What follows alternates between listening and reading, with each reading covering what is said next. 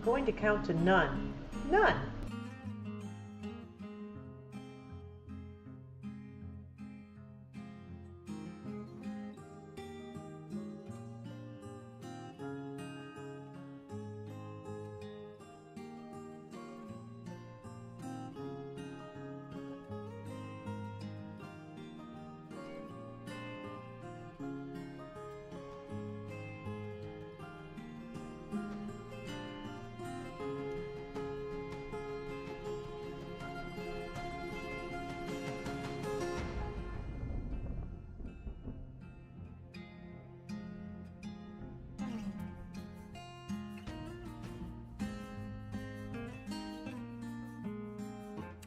Meet me.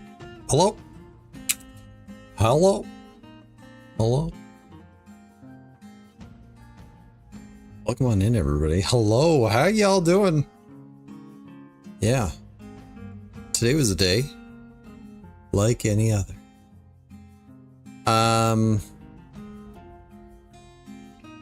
First off, blog is posted. Haven't checked out the blog, go check out the blog.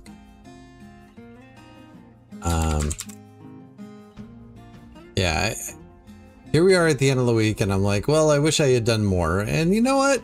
I did some stuff this week, and I'm happy about that. Not the least of which is actually getting on and streaming a couple of times during the evening hours, like I've been planning to, and then didn't, and then did, and then didn't. So I'm excited about that. I'm very thankful that everybody's been showing up to the streams. It's made a big difference on changing schedules, because sometimes when you shift your schedule, people can't show up anymore. You know, and some of it's going to be new viewers for sure, but rebuilding an audience is difficult. So I appreciate all the help, and all that. Today was remarkably good. Like, the air quality was much better today. The weather was a little bit cooler. Just clear blue skies. I enjoyed that. It was nice. It probably was helped by the fact that work was relatively easy. Not light, but just easy. So I'll take it. Next week is looking like the only day I'm not working is Wednesday. Now, in theory, this doesn't affect the stream as much anymore, but, you know, there's still that possibility that I have a really heavy day at work and I'm just like, well, I can't deal with this, so I need to take a break in the evening. So there's that. So I'm cognizant of that, so we'll see how it goes. So I'm working Saturday and then Monday, Tuesday, Thursday, and Friday. And Tuesday and Friday are going to be at a different post office on a new to me route, and so who knows what that's going to be like. It's also in a town that I don't drive a whole lot in. Like, I've been to a few places in there, but I haven't driven like the residential part of that town at all, so I don't even know like what I'm signing up for. So we'll see. And then I found out today that the person who's retiring is going to be taking her sick time starting in like 3 weeks, and then, you know, that lasts until September. Which I guess, now that I'm looking at it, is like, you know, a couple of weeks at a time, so I guess it's not that bad. But actually, I guess it's still like a month and a half. So yeah, it's pretty likely I'm going to have like 4 or 5 days a week of work starting pretty soon, on a much more consistent basis, as opposed to now where it's like 4 or 5 days a week and I just don't know what it's going to be. So yeah, we'll see how it goes.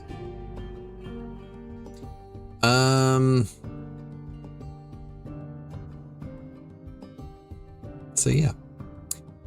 In light of the conversation I had with Blind about purchasing my ebooks the other day, I did go over to add it to my coffee page as an option.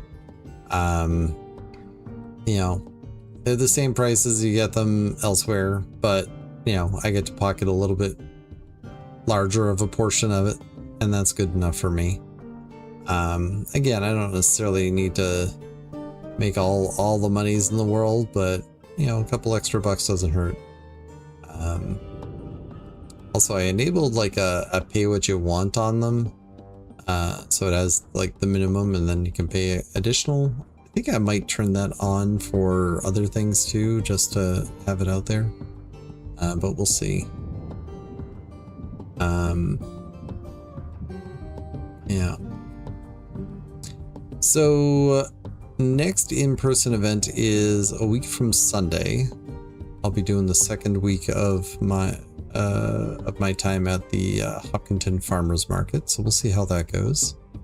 It is like, it's nice to already have made enough from the first week to be able to say, okay, everything from here on out is just bonus.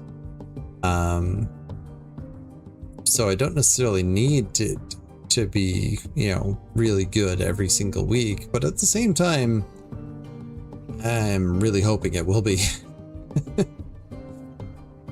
Like 8 or 9 books a session isn't like a terrible rate, but at the same time, that's never going to get me to a point where I'm like, okay, I can make my money off of the writing. So I don't know, we'll see. I still envision myself being more of an online presence than an in-person one anyways, so my hope is eventually the stream will start having more books sold via that way, but I guess I don't really know how many are coming that way too at this point. So we'll see. I'm really anxious and looking forward to hitting copy 200 of books sold. I really want to hit that number and be excited about it. I was really hoping to hit that back in April or March even. That didn't happen, so like now I'm thinking, well, maybe not this coming farmers market, maybe it'll be up in York, which will be kind of iconic for me. It'll tie in with the first in-person event. Hey, Atal, welcome on in. So, you know, not that I didn't sell books before the York date, but at least, you know, that was my first event. So I would like to do that. I am doing well. I'm still a little nervous about changing the whole schedule up, but you know, at least this week has proven that people are showing up, and I appreciate that. It's been a while since I've done short streams too. Like 3-hour streams are too short, but it's probably better for me to do that too. And I did finish my body horror story that I was working on over OHOW. I finally finished it this week, so I was really excited about that. It's got a lot of similarities with invasive species. I am overall happy with it. I know it needs editing, but I'm very happy with how it turned out. I love the narrator's voice in it. You know, in invasive species, the narrator is like terrified of what's going on, and like the narrator here is just like intensely curious, and I never really explain why, and I love that part. Like, they are creepily curious is really what it comes down to. So we'll see how it lands. I need to, like, I'm gonna give it a couple of days and I'm gonna go back to it. It's also a lot shorter than invasive species. Like, invasive species clocks in at like 5,000 words, I think. And this one's only, I think, 1,200 or 1,300. But, you know, it's a good length.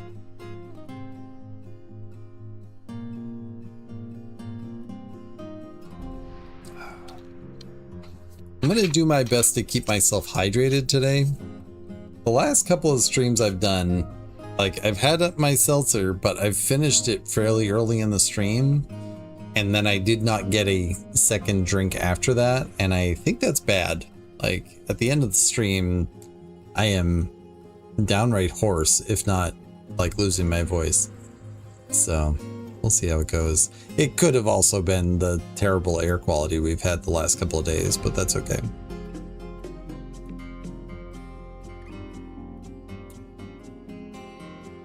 You should focus on that today, especially given your upcoming day. You always forget to drink water. Coffee, plenty? Yeah. I get it. I certainly get it. So yeah.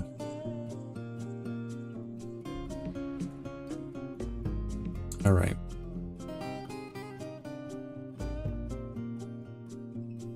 I didn't see the notification that ads were running. I hope that...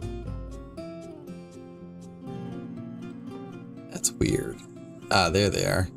I'm like, wait a minute. They should have popped up already. You're going out with your writing crew in the city tonight? Nice. I keep on wanting to join the Worcester Writers Collaboration Cooperative. Why can't I remember what they're called? Collective. Worcester Writers Collective. So they do monthly open mics, which I've joined a few of those.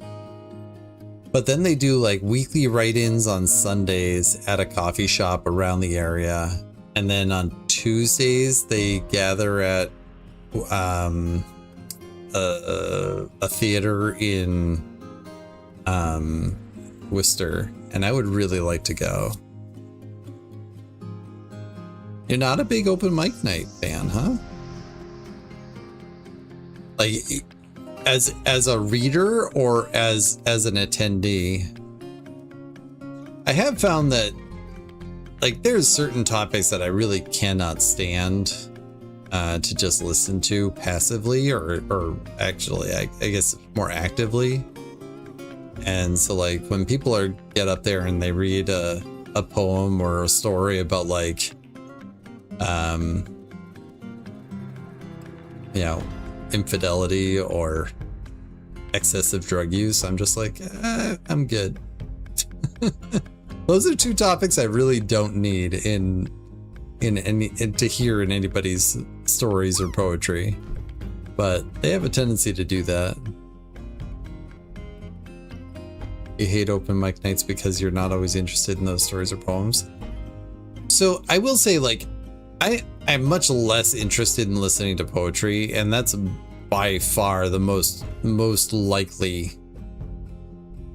thing that people will be reading. Oh, you have trouble parsing oral narratives. Okay.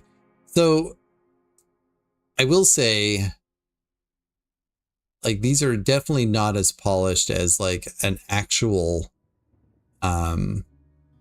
stand-up story, right? Like to go up there and tell a story, you know, in a polished way. But I have enjoyed them quite a bit. Like I love oral stories. Like I should just go ahead and get myself audiobooks for when I'm driving the truck around, because I would be perfectly fine listening to stories told audibly. But I just haven't done that yet. And my excuse is because it's just too loud in the truck. But yeah, I love just going and, you know, it's my excuse to have my one drink a month. It's my excuse to go out and be among other writers and occasionally some other people. You know, occasionally I get a couple of book sales off of it, which is not bad. Anyway, so there's two other things that community does. The write-ins on Sundays, which I would really need my laptop to be working better if I wanted to do that.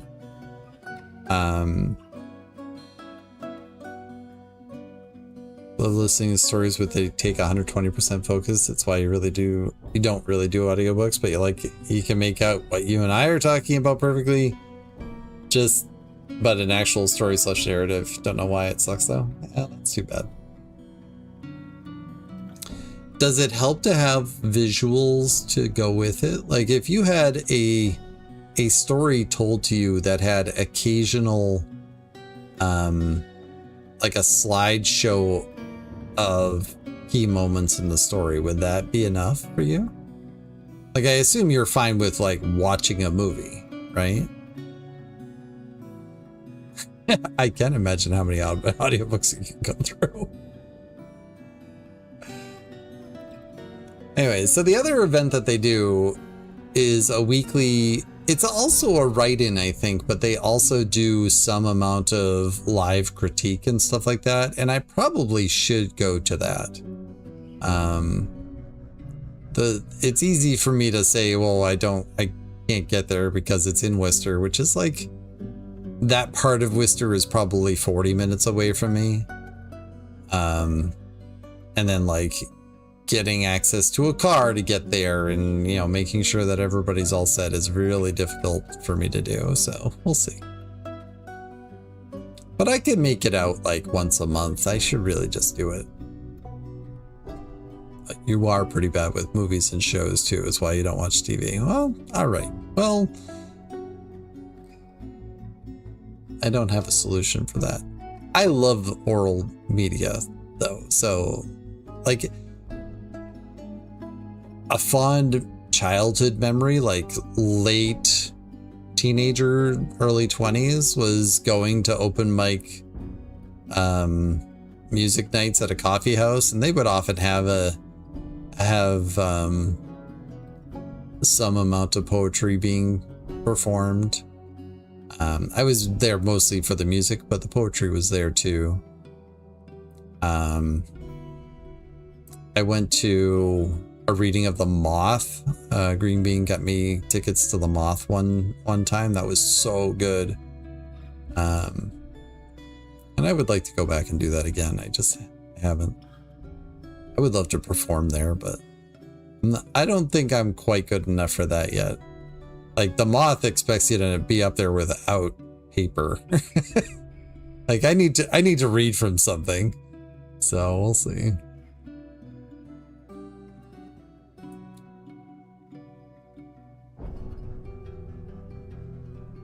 You know, mind poetry, like breaking it down both in a narrative way, but also linguistically. You're just not as good at scansion. Yeah. Now we're getting into terms I'm not as familiar with. What is scansion? That's not a term I've heard. Recently, anyways. Recently enough that I remember it.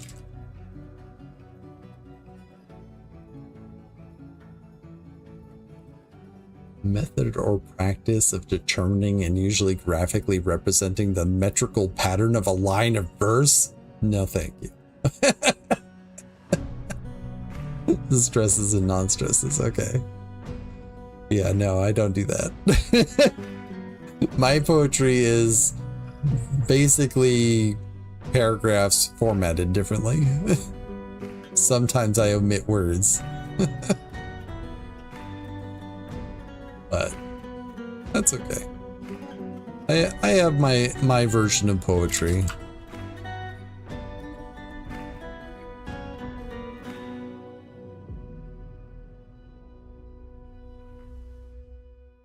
Because it's kind of like maths, but overall, but with words. Gotcha.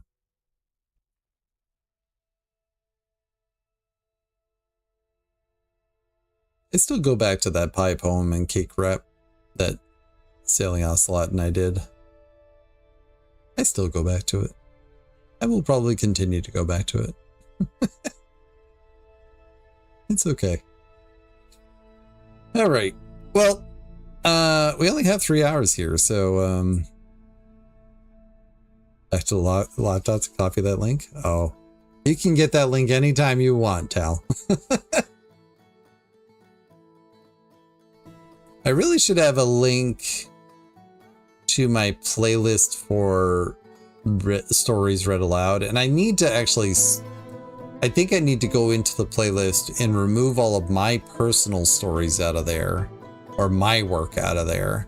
And that way I have like a public domain reading playlist and then my readings playlist.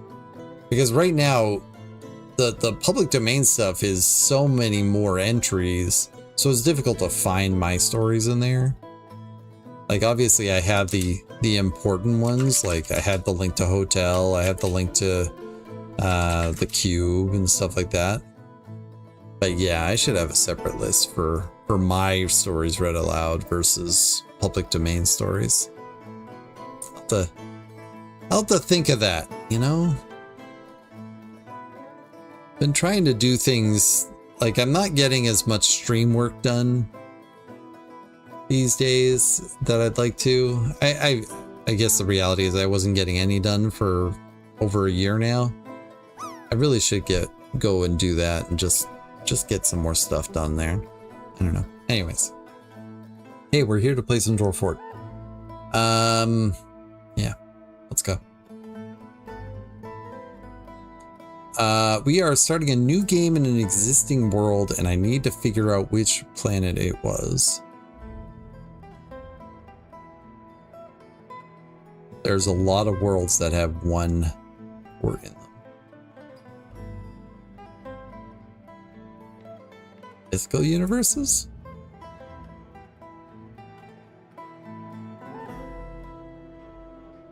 You have 2 minutes left on the treadmill to get a round number. Does that include running over to your laptop and grabbing the link? You don't like weird numbers? Okay.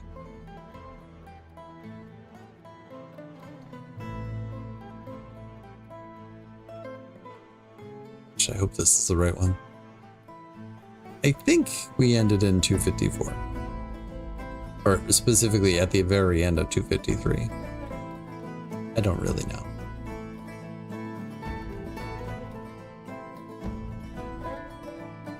Question is, will I be able to tell from just looking at the world, or will I need to search around for my fort?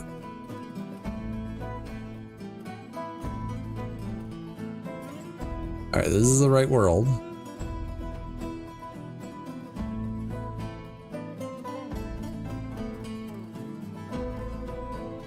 You're really enjoying that hewn tile pack? Nice.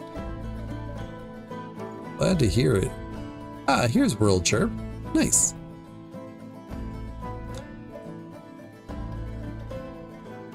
And welcome in, I am a Mitten. Alright, so the safe lenses has a variety of dinosaurs already tamed.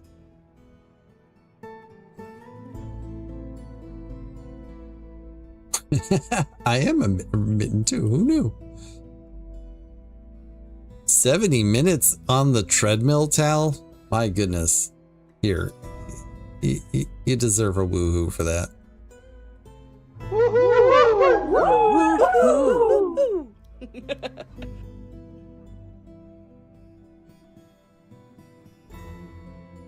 You're on your phone on the treadmill, but your laptop is on your desk.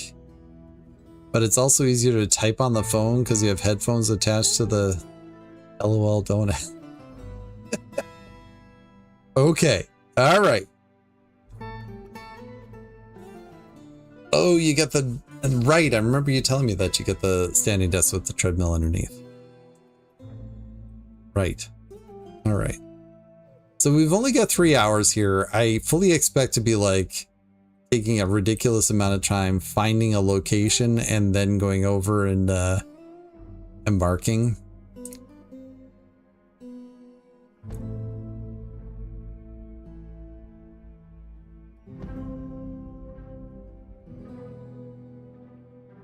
I'm trying to decide if I want to go with the safe lenses or go with a different one.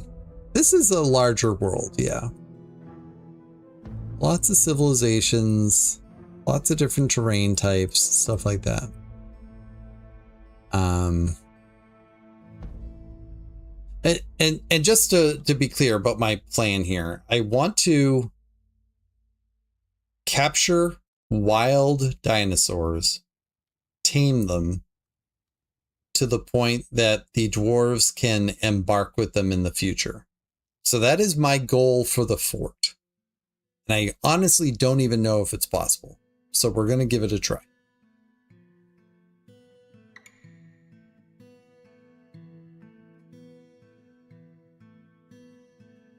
And in that sense, it doesn't actually matter which civilization I choose. I just want to know ahead of time what dinosaurs the Civ already has, so I don't duplicate what they already have, because obviously then it doesn't count. The benefit of going with the save lenses is it's easier to see migrants come in from our previous fort, and I like that. All right.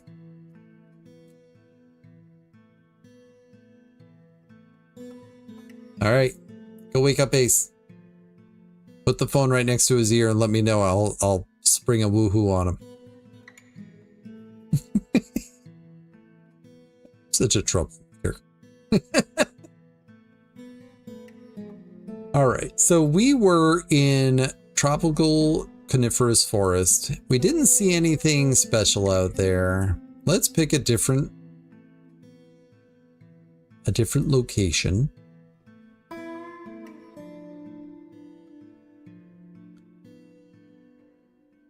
It's still going to be hot out here, so that's... I think I want Untamed Wilds. And I should say, it doesn't actually matter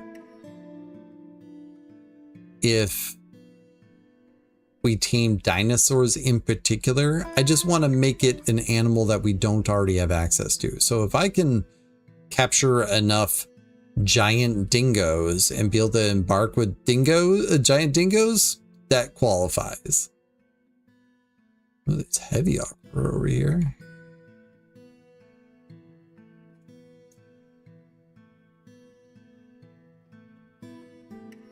I think I want Untamed Wilds. But beyond that, do I even care about like if there's metal? Not really. Not really.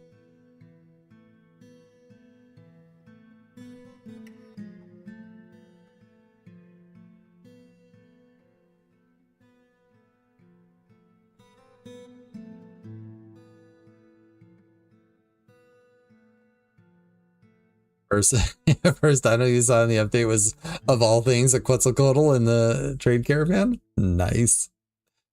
What is going on here? Let's take a look at that.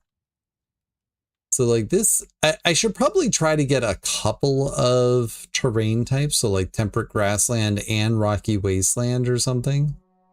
But I do want to see what's going on up here.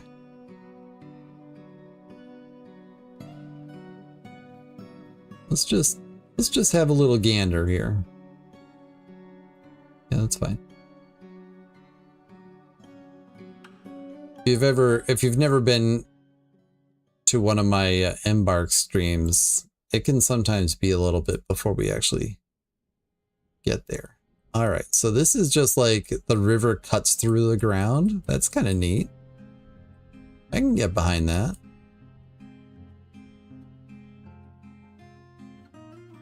Get alligators, hippos, giant otters.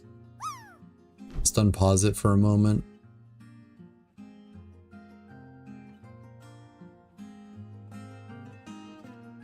And random Quetzalcoatls. Speaking of, yeah. There you go. All right.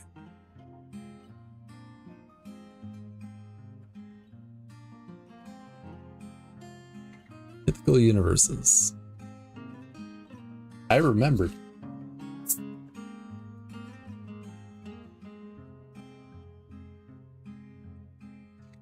So were you playing the Steam version before, or are you just experiencing Dwarf Fortress through Hewn?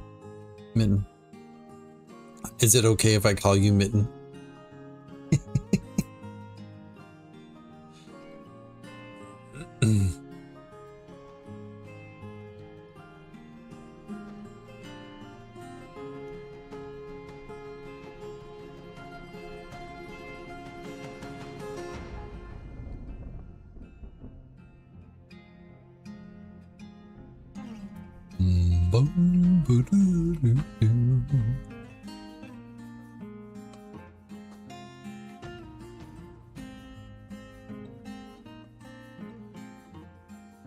Alright, but in all seriousness, I do think I want to get like a couple of biomes if I can.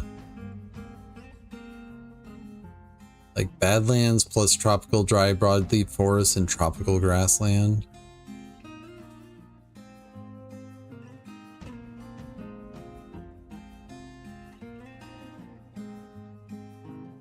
Been staying up on the Steam version as much as I can, which isn't often, so you went from 5312 right to 5315. Ah, yeah.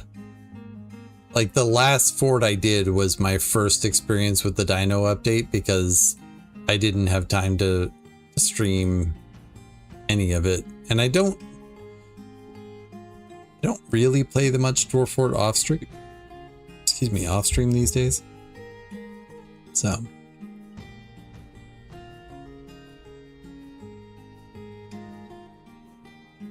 I don't even know if there's any dinos in the Rocky Wasteland area. Let's give this a try. It's just completely flat and featureless though. Is that going to keep me interested? I don't know. Like, this doesn't have to be a long fort. I want to get to the point where we are proficient with a particular animal, you know?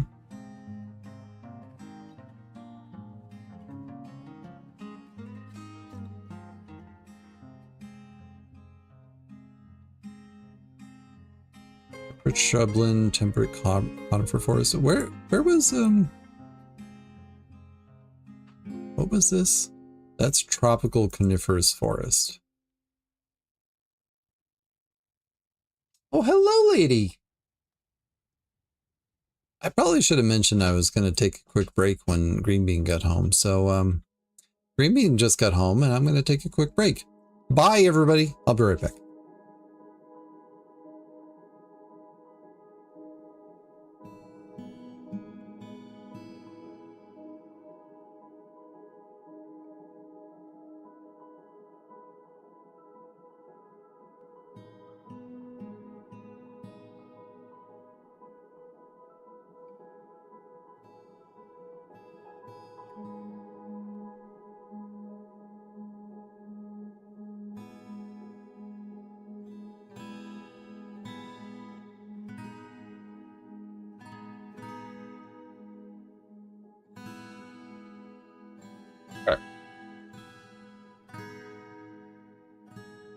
I don't know. Let's take a look over here. This is two different biomes.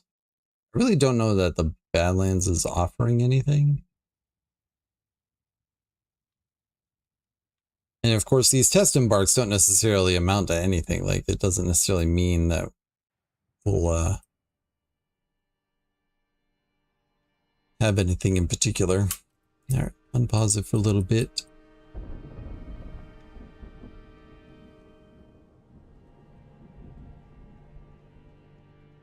Pygmy mammoths?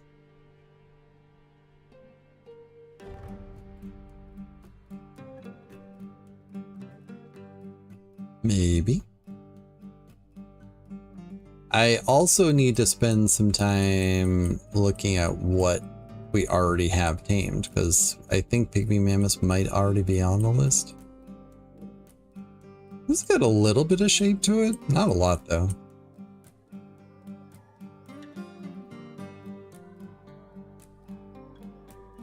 This could be a very short-lived fort though, so I probably shouldn't get too bogged down in what the terrain looks like. It's just tough to do that, you know? It's just tough.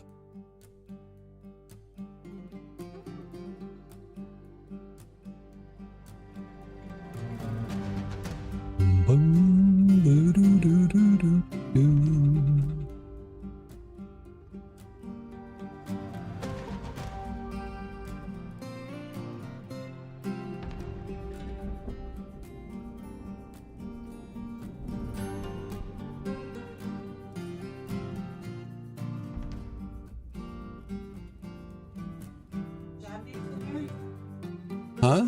Chat made dinner? I don't think chat made dinner. Val was just off to wake up Ace, so, you know, because She's over in Australia, and Oh, I love it there. I know you do.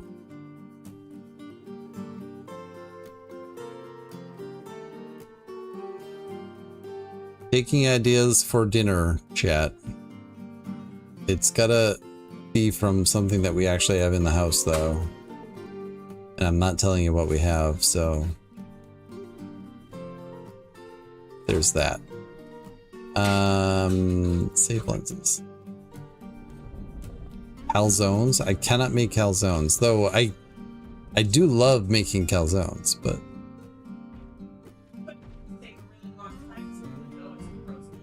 oh right, we do have frozen dough balls. Or a frozen dough ball.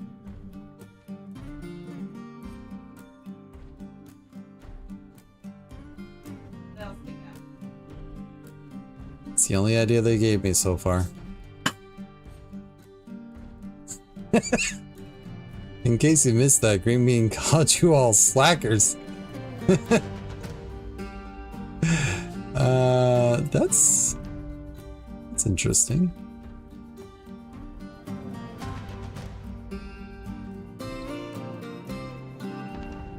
Tropical freshwater lake. Marsh.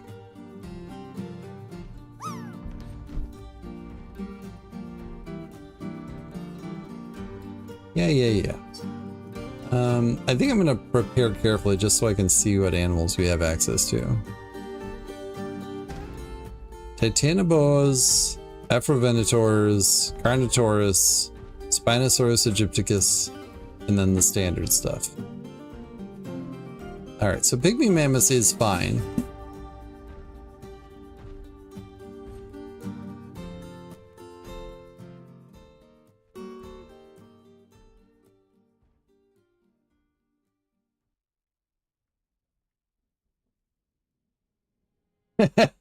Well, that's not the kind of animal I want to be taming. Here's a louse man.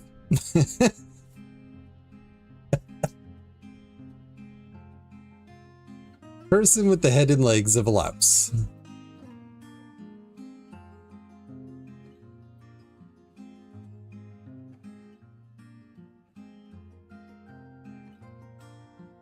Okay, do we have anything else here? No. Well, let's take a look at this map, though.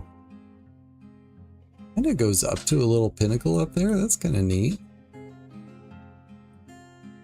We have the river down here. We have the lake up here. Pickles? You're just having pickles for dinner. Okay. That doesn't sound good to me. Maybe. Maybe. I want something other than a louse man, though.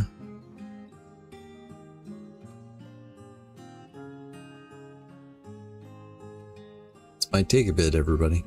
Might take a bit.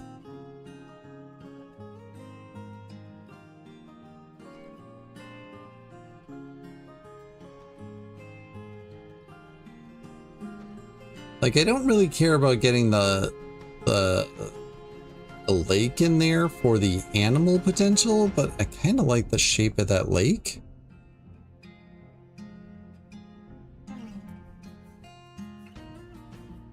Take another look in that area.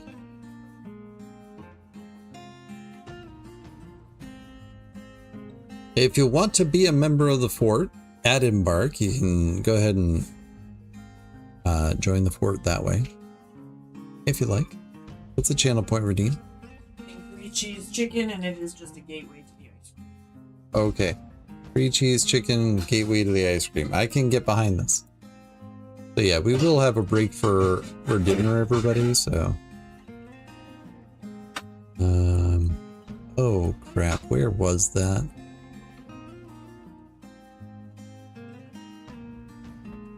There was a lake. I remember there being a lake. Where was the lake?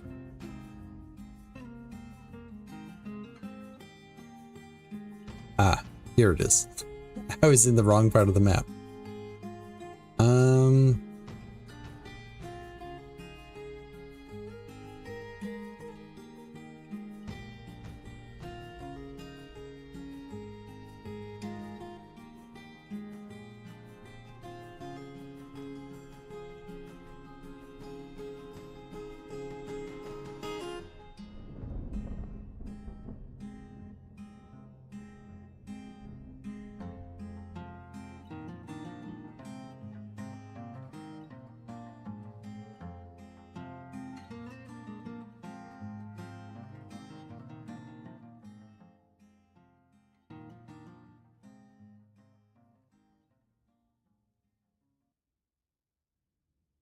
This is a lake that has a high, like, cliff leading into it. I kind of like that. I like it. But what's on the map, David? What's on the map?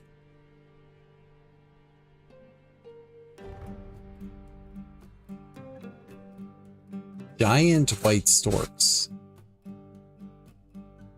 Birds are tough.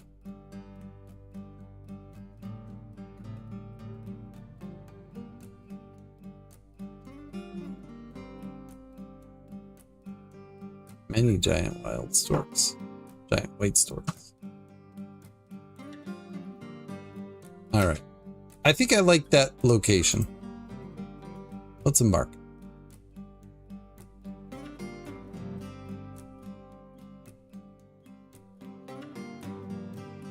Again, the goal is to tame animals so that we can embark future ports with them.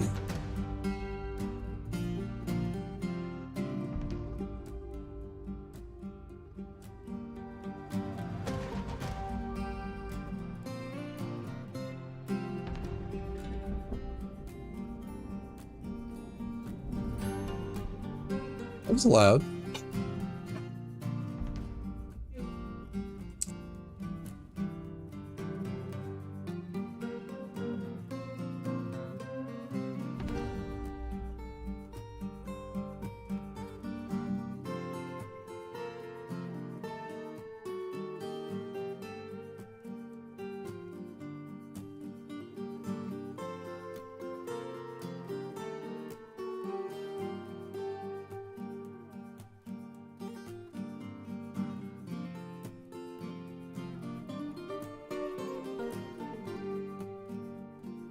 Is it under 4?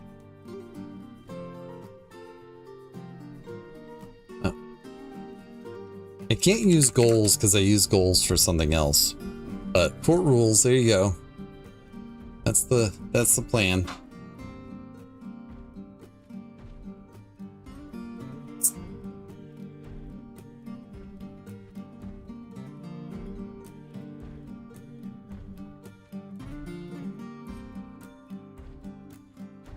All right.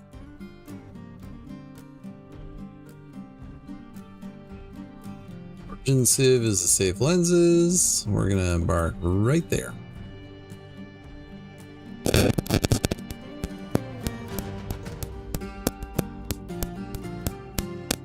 I was talking about having multiple biomes, and I basically have tropical grassland, but that's okay. Select an area with a light aquifer, savage area. Yeah, whatever.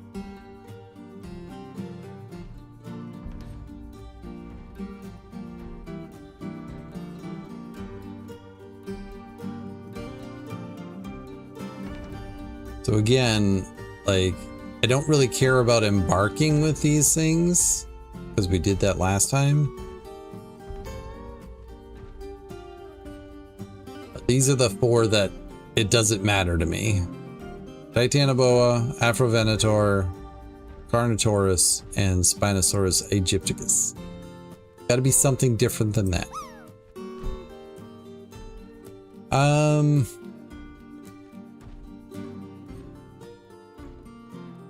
I should have a saved profile that has nothing in it, just so I have an easy time starting from scratch. But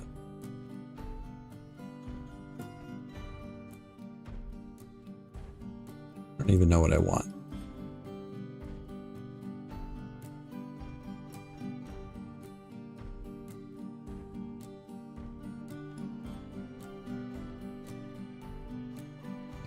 I'm not gonna embark with buckets again, so when somebody gets injured, remind me I need to buy buckets. Yeah, we can have ropes, I guess. We don't need bags, though. We'll use the tech of embarking with sand.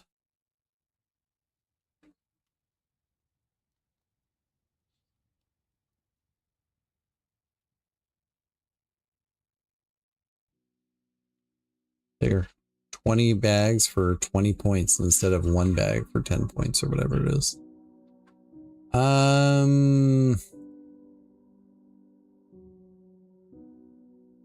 Like we'll embark with some sort of axe and some sort of weapon.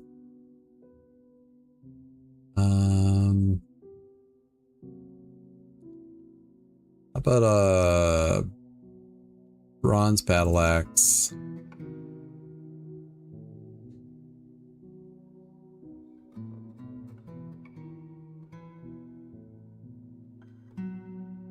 Digging implements. And a bronze pick. No. We want 2 bronze picks. There we go.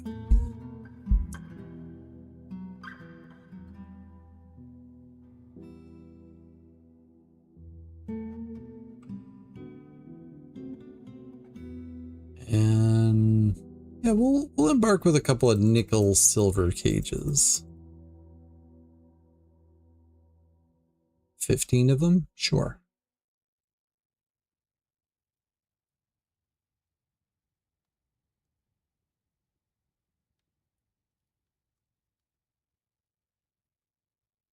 And I guess we can embark with seeds this time. I just didn't plant things underground last time, so do a half dozen.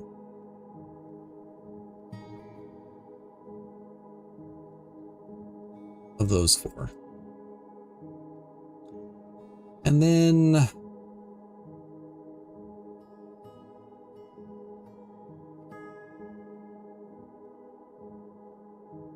we'll still need mechanisms. Can I embark with mechanisms?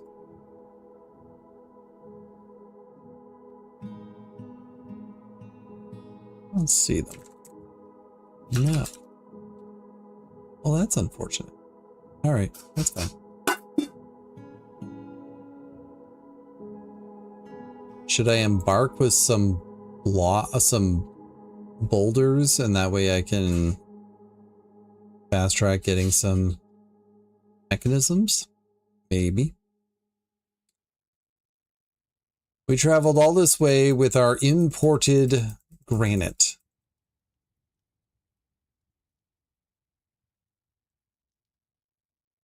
This is Untamed Wild, so I do have to be careful about what I build outside.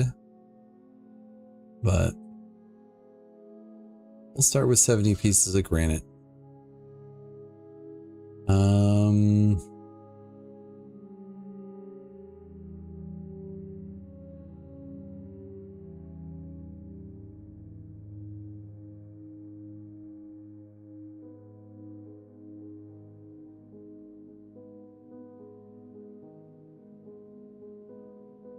We'll bring a llama. And of course we'll bring chickens.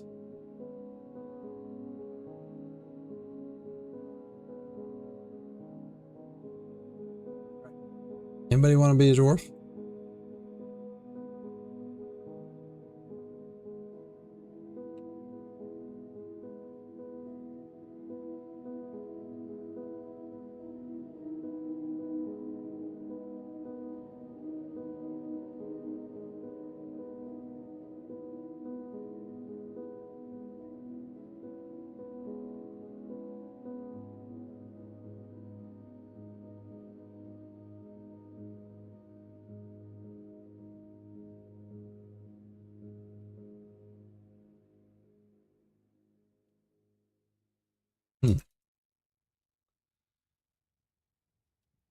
Valley Walk is fine. Sculpted rim. All right, I can work with that.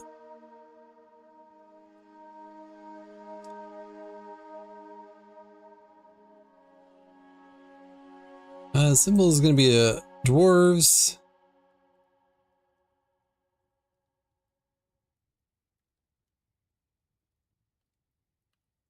And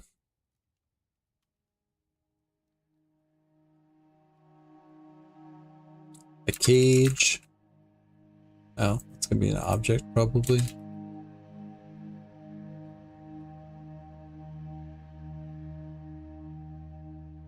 I want like generic animal in the cage. And a Carnotaurus.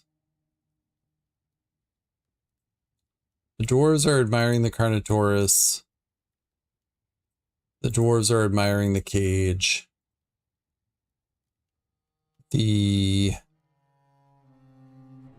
cage is contemplating.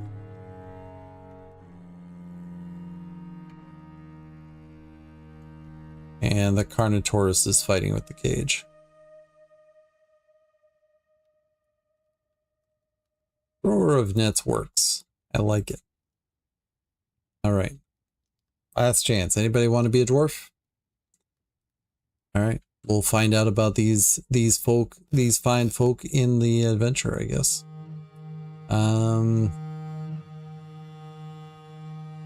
Why am I bringing sand? I don't know. I guess it's fine. 70 unpicked skills, 17 points. Who cares? You have arrived. After a journey from the mountain homes into the forbidding wilderness beyond, your harsh trek is finally ended. Your party of 7 is to make an outpost for the glory of all of Icasserol. There are almost no supplies left, but with stout labor comes sustenance. Whether by bolt, plow, or hook, provide for your dwarves. You are expecting a supply caravan just before winter entombs you, but it is spring now. Enough time to delve secure lodgings ere the alligators get hungry. A new chapter of dwarven history begins here at this place, or Lilberdon Valley Walk. Strike the earth. All right, here's hoping we get dinos or something.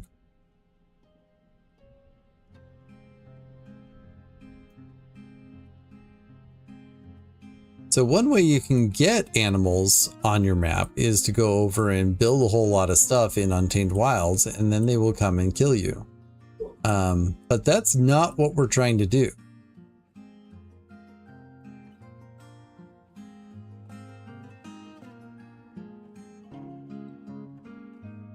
So I think first order of business is... Actually, first order of business is go to laborers, tell the fishers you can't fish.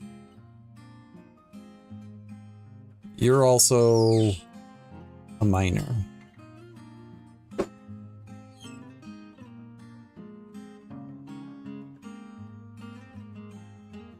I want a workshop. That's a mechanic. And I want a workshop that's a stoneworker.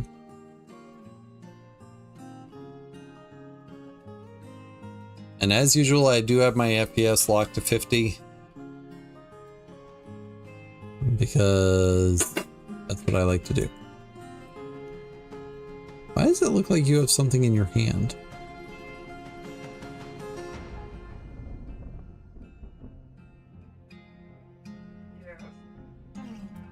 Weird. All right. Make mechanisms. Make 10 of them. We're actually going to want 15, but make 10.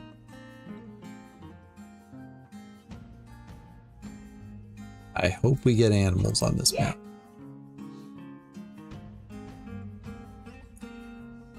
I hope we get something other than giant sparrows, but hey, if we capture giant sparrows, that's what we're going to get.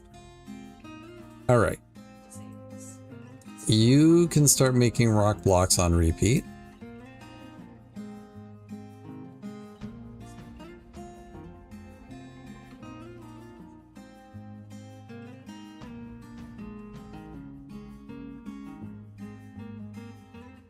And I think I envision the entrance to the fort proper is going to be like right here.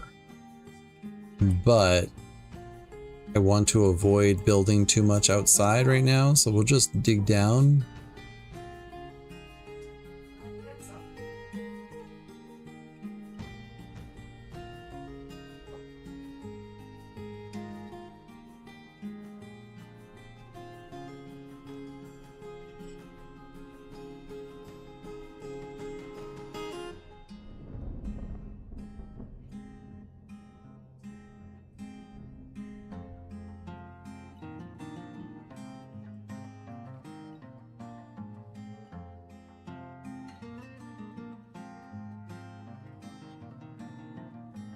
Okay.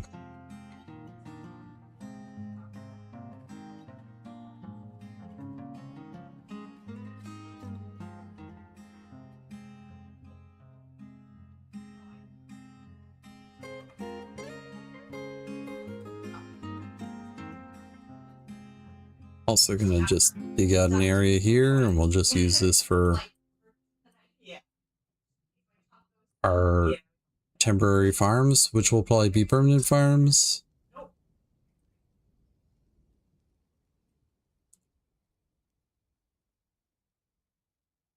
All right, great. We have some mechanisms. We'll set up a couple of cage traps. Set them up one at a time if I don't do that. My dinner's ready. All right.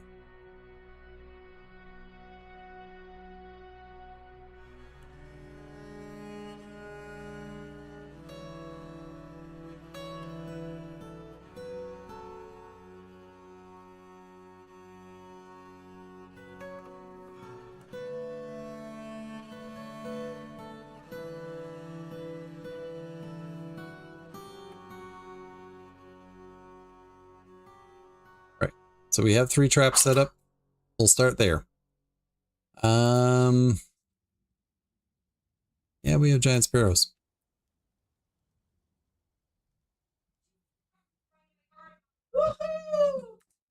All right. I'm going to take a quick break for dinners, and then we'll come back and we'll get this fort going proper. I'll give you the ocean.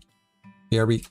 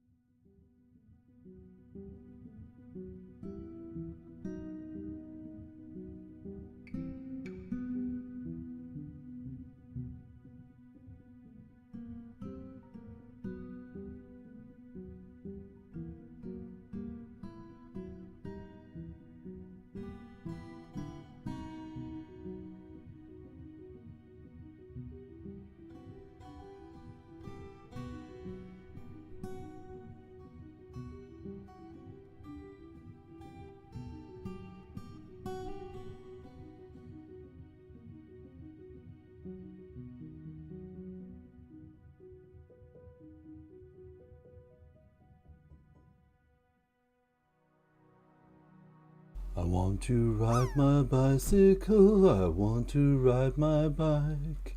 I want to ride my bicycle, I want to ride it where I like.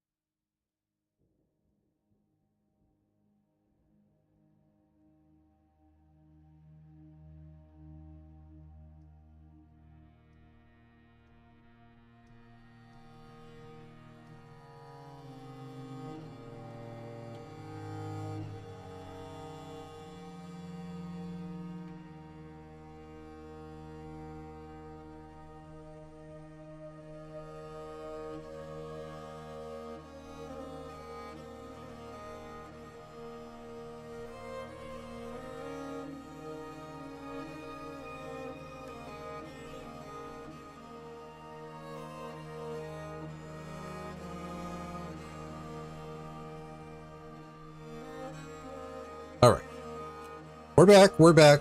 Sorry for the delay. One thing that that adjusting a schedule like this does is kind of mess with meals. Like, I'm used to eating dinner at like 5 here. But on days that green beans go into the office, don't necessarily get that option. And unfortunately, I didn't have any ideas of what to make for dinner. So it is what it is. Anyways, hi Talon, hi Elfie Bean, how you doing? Welcome on in.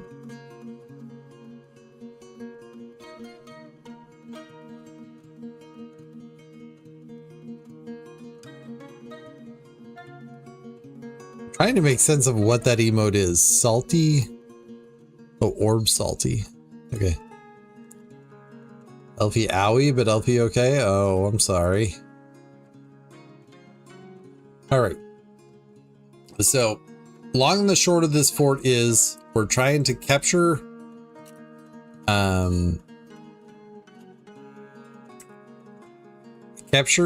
that are not normally embarkable. I would prefer them to be dinosaurs, but I'll take what I can get.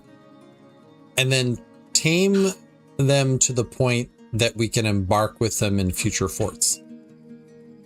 So I'm embarking in a new place. We brought some traps with us, and the game decided to give us giant sparrows. So we'll see if we can catch them, but we'll start there.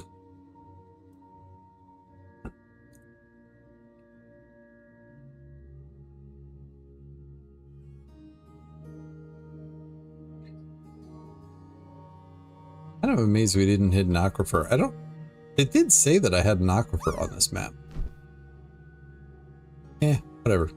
It's fine. All right, anybody playing some bingo? One person? Someone else should play bingo. I'm going to start calling numbers and hopefully somebody else will join bingo. I was singing earlier.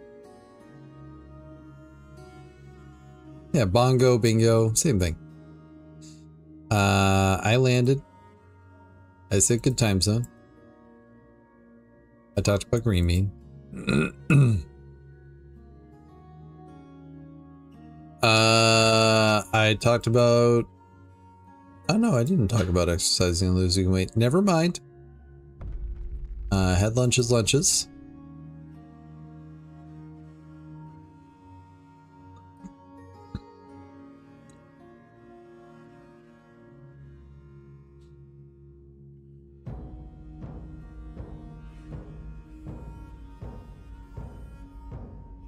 And tell them thanks for redeeming a random bingo number. All right. We're going to have 4 awkward farm plots. Stream bingo vote already? Just going to power through it, huh?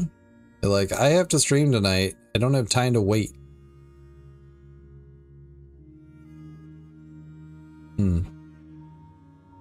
Oh, hey, Gabe. Hello. Welcome home.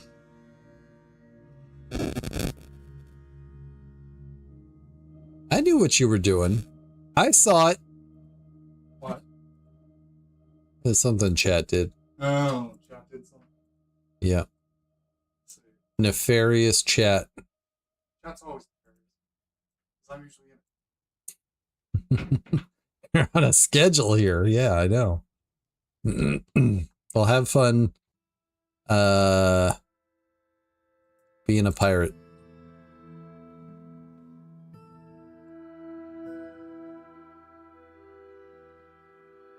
Bingo win before 7:30.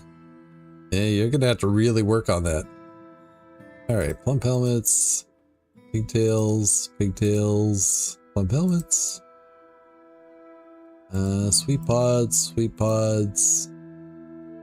helmets, plump helmets, cave wheat, plump helmets. And the last one I usually do all seasons plump helmets, but I guess we don't really need to do that. Maybe we'll just have something different every season. How about that? Be fine. What's my favorite chicken and why? I don't really have a favorite chicken. I like all chickens equally. That said, chickens are adoptable.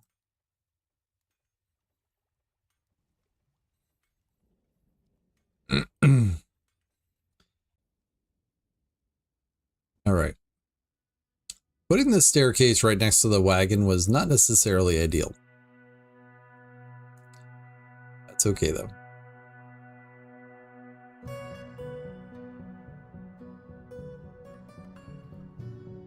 This will be for seeds, specifically cave wheat, sweet pods,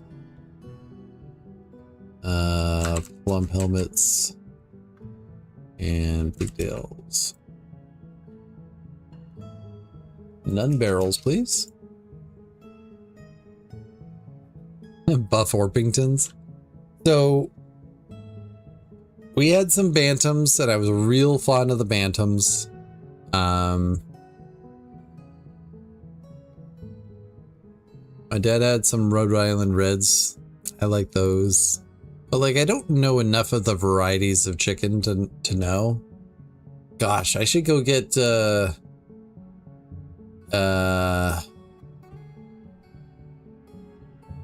think it was Neo's list of chickens.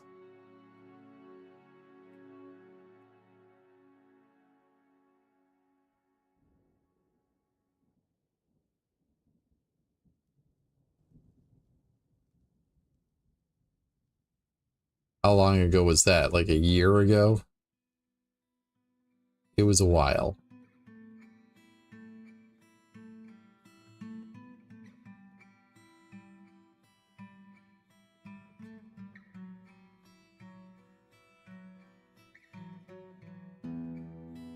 Scrolling through.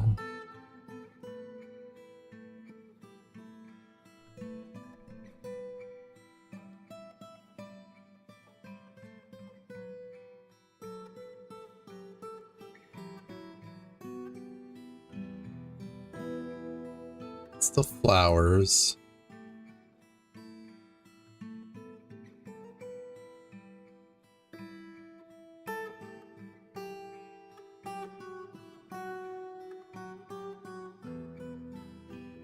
Way to derail me, tell him. Way to derail me.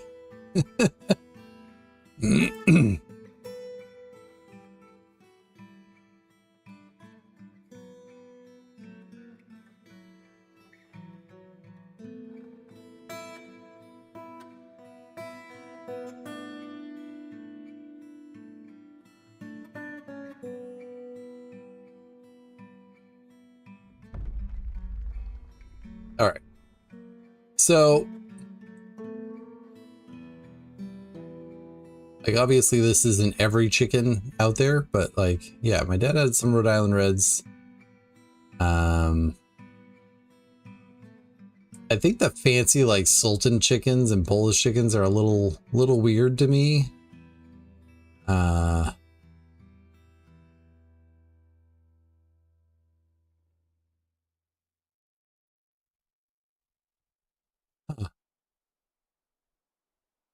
Didn't have buff orpington on here.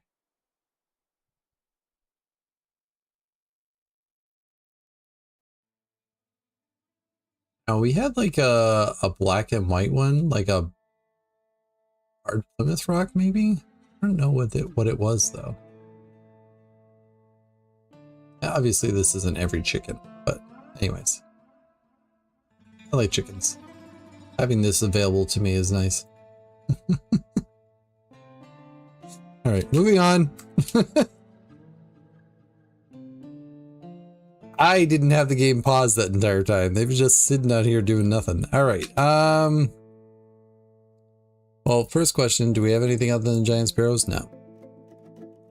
No, not foghorn leghorn.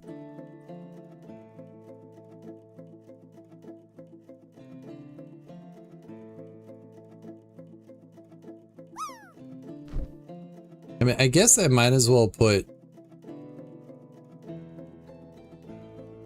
traps all around the entrance here and just hope that we get something trying to, you know, get stuff.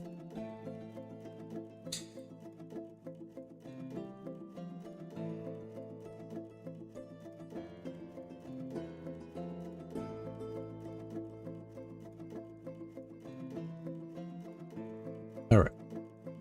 We're gonna be a little danger.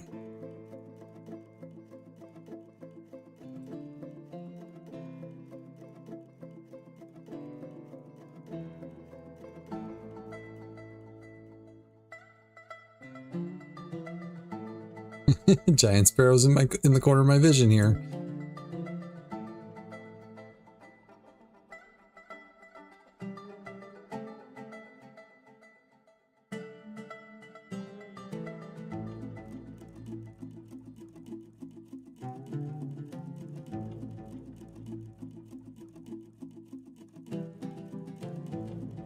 This is not ideal either, but that's okay.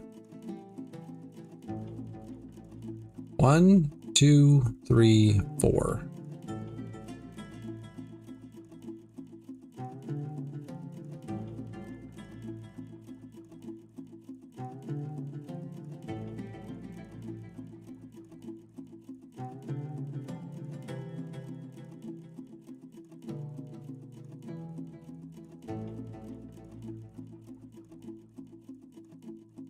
Giant coelacanthman would be cool to see. I don't even know what that is, but yeah. I mean, in one of my test embarks, I had a louseman come onto the map, and I'm just like, I've never seen lousemen before.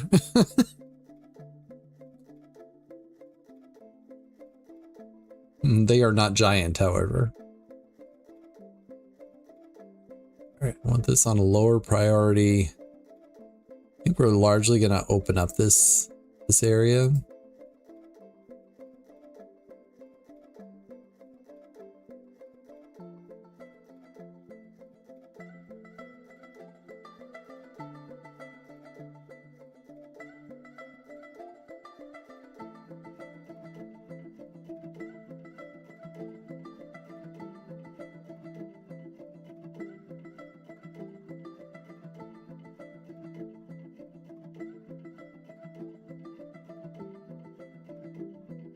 That guy's taking his dear sweet time.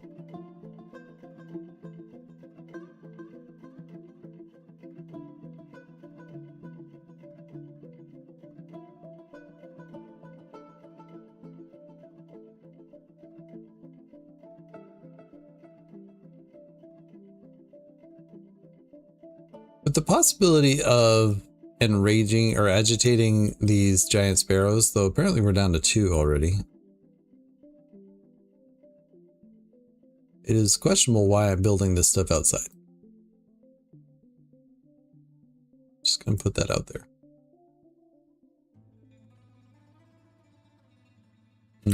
Actually, hold on.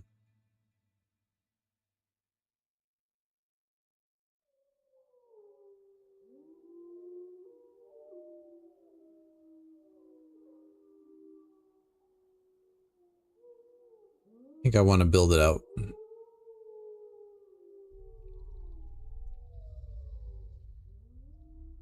So we'll have wall, ramp.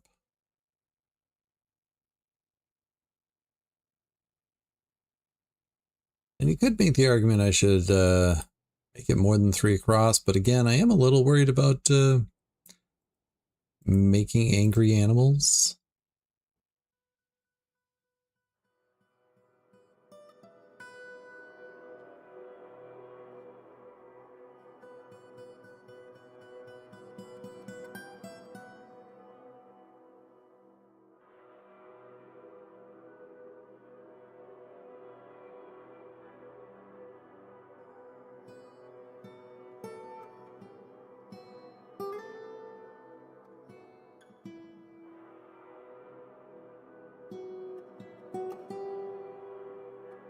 Come on, buddy, you're almost there. Just open a wall, open a hole in the wall.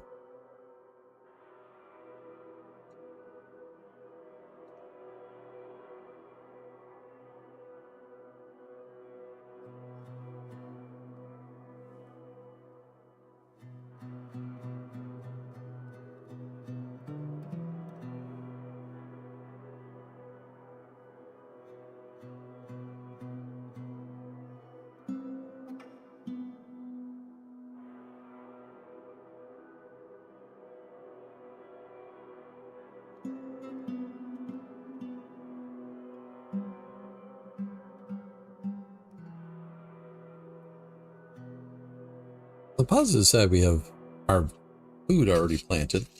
I guess I should set up to brew as well.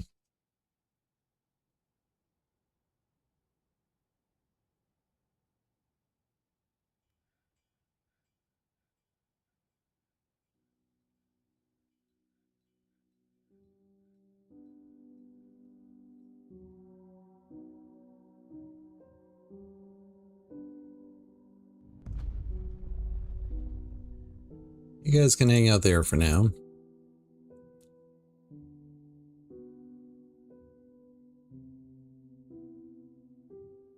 Yeah, we did end up getting blocks, so that's nice.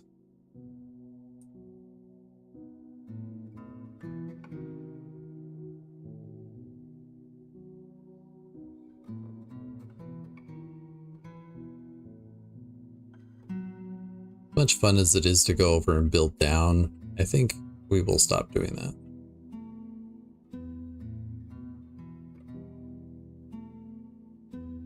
Oh, actually, hold on.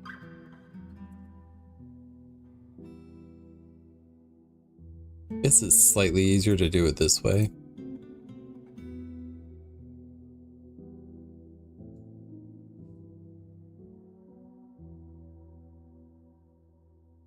Chickens are growing up. And they're singing, I'm growing up, doo-doo.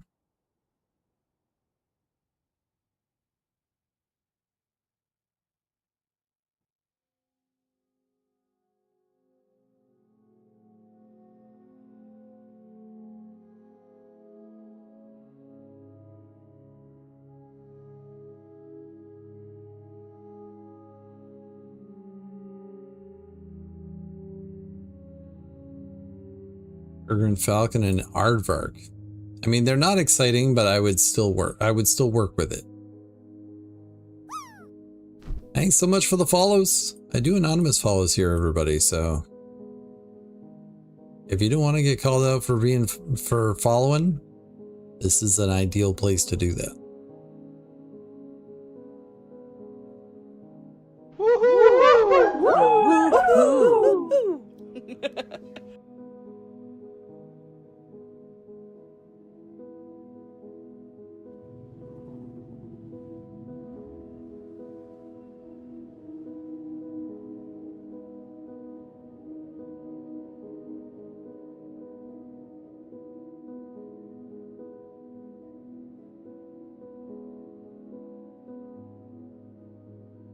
Yeah, so I think we'll build a wall.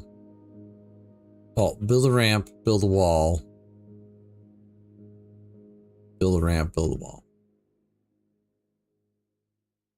It's not fancy, but it's utilitarian, and that's what we're going for today. A utilitarian fort.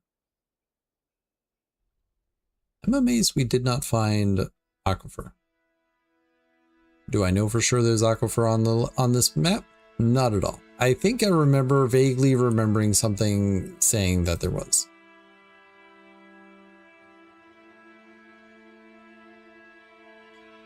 I want not rock pedestal. Rock table. Rock table. Rock table. Rock throne.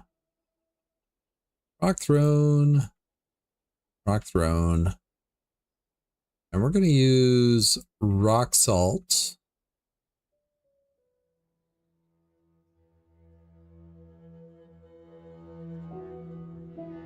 I don't want to use rock salt for these too, but we're going to have to dig more out if we're going to get it. And luckily for me, I'm inclined to do so.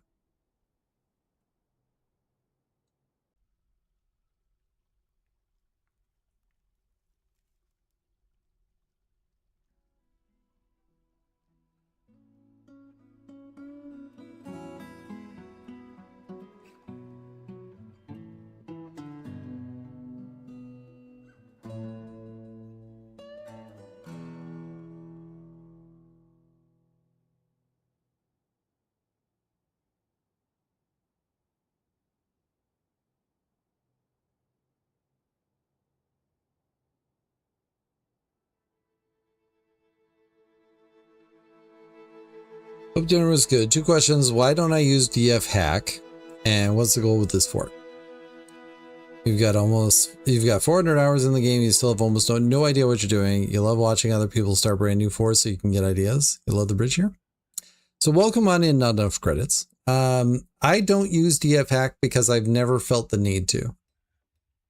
So I've been playing since pre-Steam. I probably played it since 2011, 2012, something in that time frame. Off and on, not consistently throughout. And back in the Steam days, I didn't even know DF hack existed. I was exceptionally excited about the graphical version of Dwarf Fortress, to the point that I was like talking with people randomly about it and saying, you know what, the game I really want is I want Dwarf Fortress, but with graphics. And then someone pointed me to the Steam page right before it released. They're like, by the way, you're getting exactly what you're looking for. And I was like, oh my God, this is wonderful. So yeah, in 1100 hours since Steam came out, plus the 10 odd years that I played before that, I have never felt the need to have DF hack. So why? Because I don't need it. As far as the goal for this fort, I am specifically looking to capture wild animals and tame them to the point that the civilization that we're a part of is able to embark with them in the future. And I honestly don't even know if that's possible. And yeah, we didn't capture the giant sparrows before they left, but that's okay. They were going to be a tall order to begin with. I would not be excited about an aardvark, but it would at least prove that it can be done. How did I learn to play? So when I was first learning how to play on the DF wiki site, they have a tutorial on there, new to Dwarf Fortress. Yeah, Fortress Mode tutorial, which I'm sure has been updated. Maybe not. But this page was how I learned the basics of everything. I will say, I think the best way to learn the game is to pick one thing at a time, because you don't have to do everything all at once. And if you try to do everything all at once, you will fail. And failing is fun, but you know, it comes with failure. I think just going in and being like, okay, how do I build a bridge out of blocks with ramps and stuff like that? How do I do that, right? How do I farm? Do that.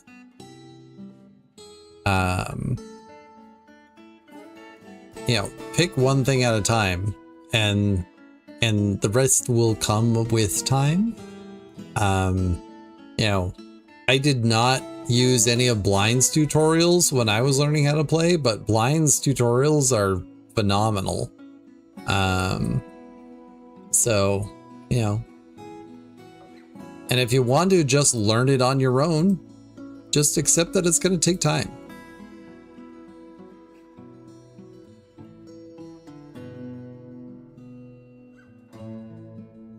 I'm actually, funnily enough, I'm not actually loving this bridge the way it is. I much preferred the bridge that we made for 3 drinks, but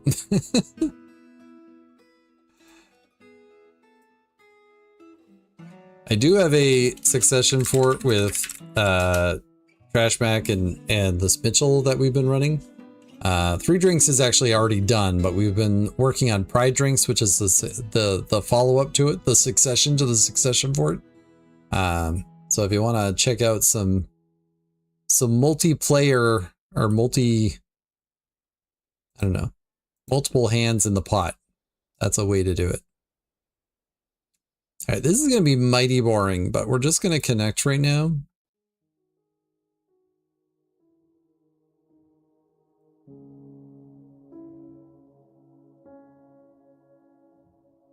Then we'll do something fancier later if we can. I am kind of... All right, warthogs. But yeah. Why start at the year 254? Well, one of the key things about Dwarf Fortress that I like... one moment, we have rotting food because I don't have a stockpile for food. One moment.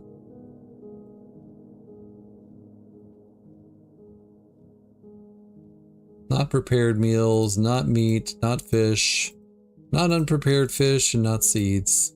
Everything else can go there. Also not drink.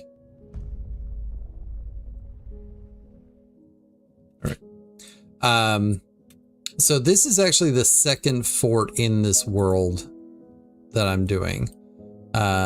So we already played World Chirp, which is down here. And now we're embarking in Valley Walk.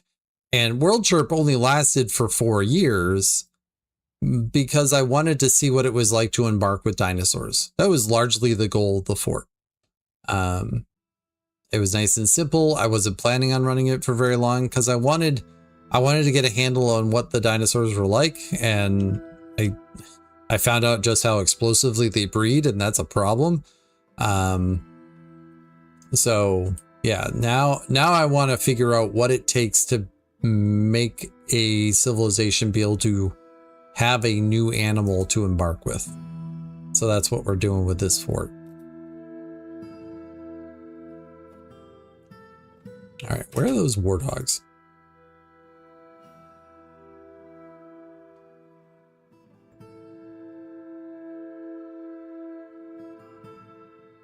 Are they leaving the map or are they coming on the map? Coming on the map. All right, well, we'll see if they wander through our traps. The problem is those traps are all right next to where our people are. So I should set up some traps down here or something. Because I don't know that wandering animals necessarily travel through traps, but it really feels like they do. Like, I should not capture animals as frequently as I do, but I do.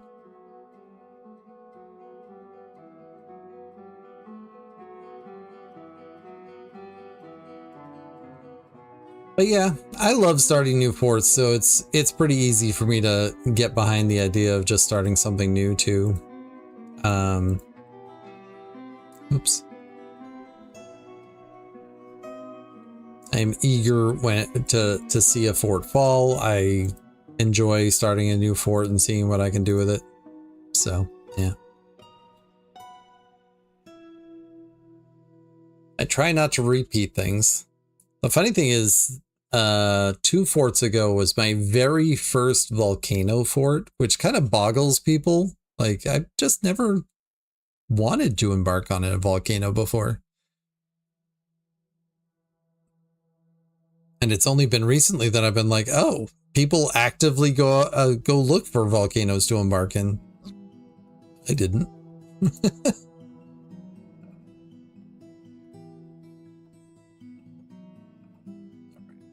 Not sure why this is not happening. I guess our miners are busy. So it's fine.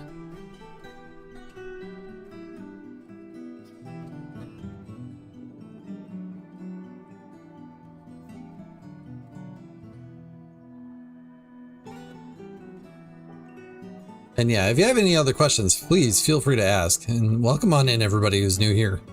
If you don't know who I am, my name is David, or Talon Artho.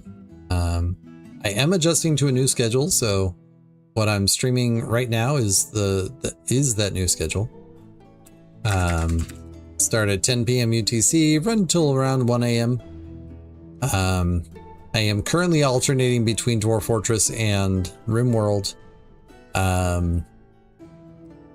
RimWorld's a game that I know has been endlessly compared to Dwarf Fortress, but I really don't like that comparison.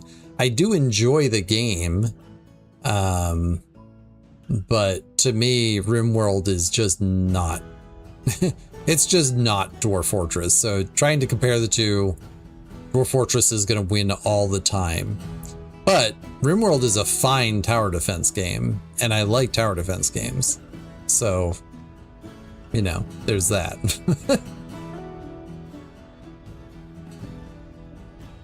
But as far as, you know, Tynan's claim that Dwarf Fortress is a story generator, I feel like it.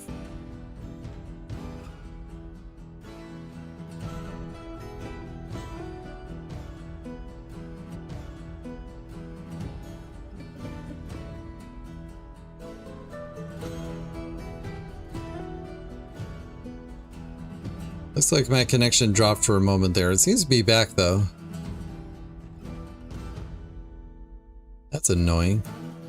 Hate when that happens. Largely we were saving for summer, so I guess it's fine. I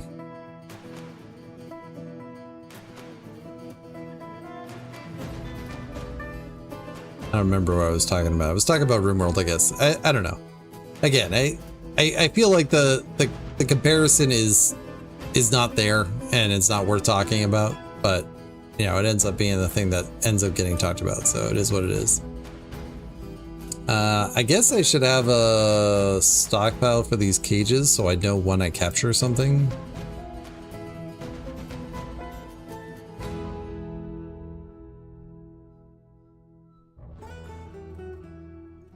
All right.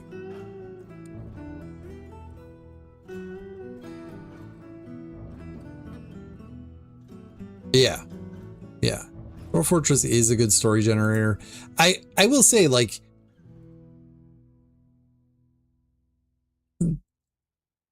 I enjoy the stories of Dwarf Fortress, but I would never make the claim that Dwarf Fortress is a story, right? Stories are much more complex than that, and that's perfectly fine.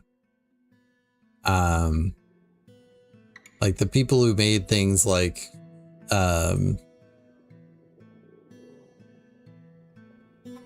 Boat Murdered and stuff like that. There's some creative license being put in there, and that's important to realize. But like even the stuff that Trash Max Mitchell and I have been doing for Bride Drinks, where we're trying to tell the story of the three dwarves that we've picked. It feels like it's lacking a fair amount, and I would like to fix that at some point, but we'll see how it goes. You'd call it fertile ground for growing stories? Yeah, could be.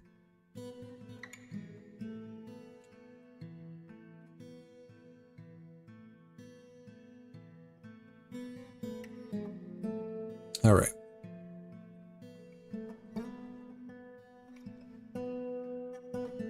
I do have a woodcutter, right?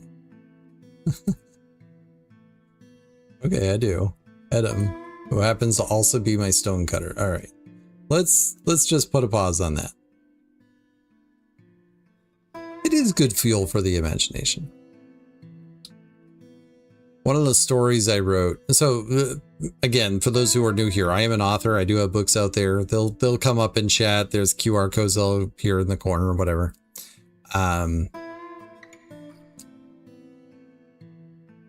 did write a story that was game within a game within a game within a game.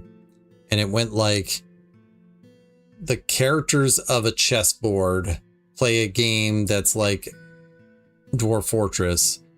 the Dwarf Fortress characters play a game that was like an MMO or something like that. And then the characters in the MMO were playing a game like chess.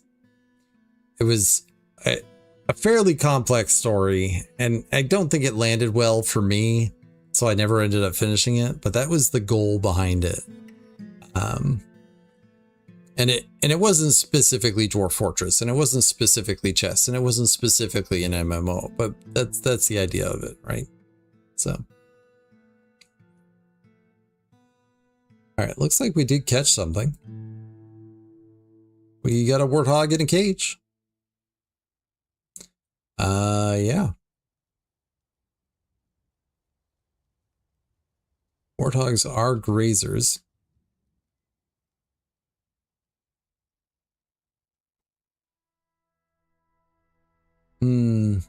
Ask the peasant. You shall train the warthog. So yeah, the goal here is to learn enough about animals. So you go into overall training. We have domesticated Afrovenators. So I want to get to the point where we are able to add domesticated into this list for something else. And then be able to embark with them. That's what I want. I have literally never done it before, but that's what I want. The problem with that being a grazer,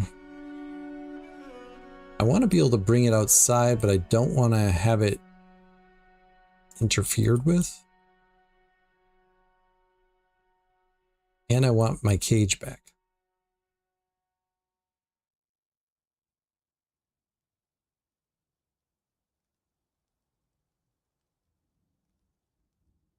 So one way I could do that would be to like dig a little space for it.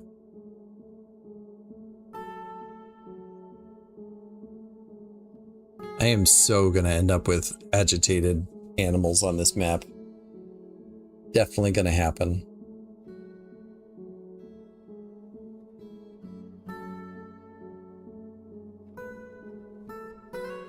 Alright, we dug out that.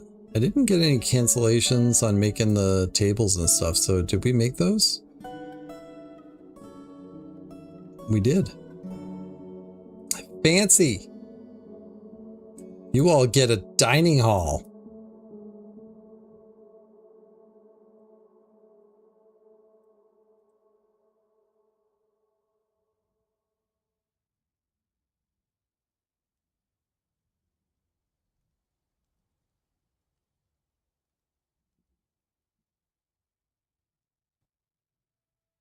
Yeah, you never had it so good. All right, let's also make a stockpile right here. This will be for drink.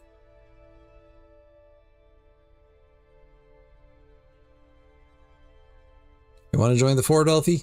You got it. Who would you like to be? Stodir and Stockad are miners, one male, one female.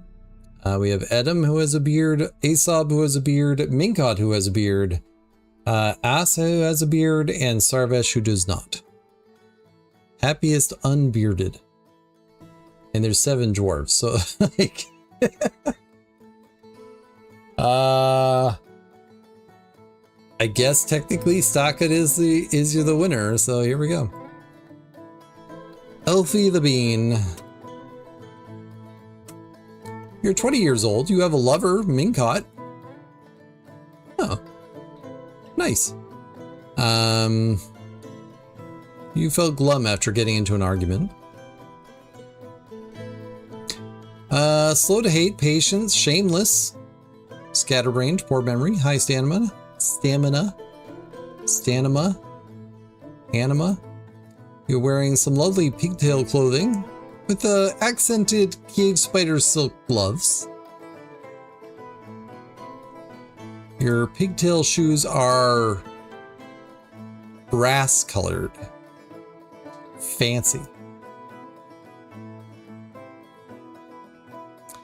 She never feels hatred toward anyone or anything. She is shameless, absolutely unfazed by the thoughts of others, and is a complete scatterbrain, unable to focus on a single matter for more than a passing moment. She's made deeply uncomfortable by differences in culture or appearance and doesn't seek out excitement. Often feels discouraged and tends to make a small mess with her own possessions. She isn't given to flights of fancy. She is generally quite confident of her abilities when undertaking specific ventures and has a greedy streak. She tends to be passive in discussions. She has a very distinct laugh for when she's excited. She begins to talk much more slowly when she's exasperated. And she scratches her ear whenever she's bored. She dreams of crafting a masterwork one day, personally disregards tradition and doesn't really value merrymaking, likes petrified wood, steel, sard, alpaca wool, the color yellow, gauntlets, shoes, llamas for their long necks. Hey, we have a llama. The sound of the sienna intricacies in the sight of the fated grave. When possible, she prefers to consume gutter cruor and absolutely detests hamsters. You like llamas. Guess what? We have giant monarch butterflies on the map. We'll allow you to adopt a pet. Let's go. All right. So now I'm going to go over here and I'm just going to go a doodle doodle doodle, a doodle doodle doodle, a doo. She's worked in a pet store environment. All right. So we're just gonna put a little flory-do on this. Unfortunately for those monarch butterflies, I have no interest in taming them. I would do it if they forced me to, but I don't want to. All right, go back to making rock blocks.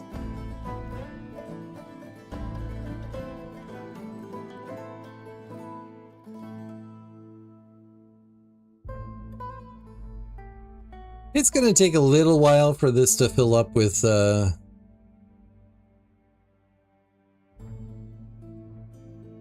grass, but it will. After the first 6 months, you hate hamsters, but after 5 years, you love them again. Our current hamster is a little escape artist. My daughter left the top off the cage one night. Gone. It had taken up residence in the heater in my office. And I found out about that because I'm quiet when I'm just sitting here. And yeah, saw it wandering around. I'm like, oh, Mr. Bigglesworth, get back in your cage.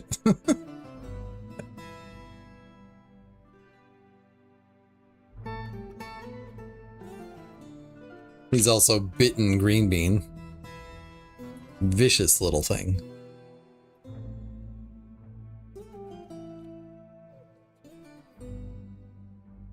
And I am saying I want to be mindful of agitated animals. Because we're in Untamed Wilds. I could go over and turn down the agitation settings. And that's all I'm going to say about that. I could. I'm not going to.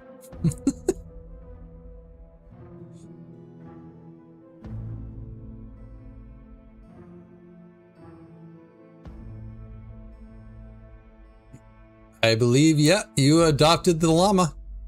That didn't take long.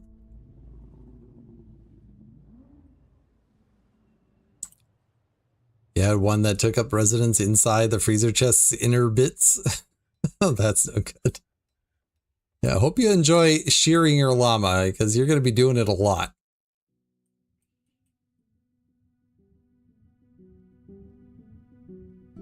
A couple of doors there, maybe?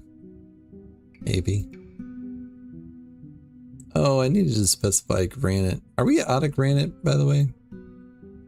We might be. Alright, well this is going to be mismatched, and that's fine.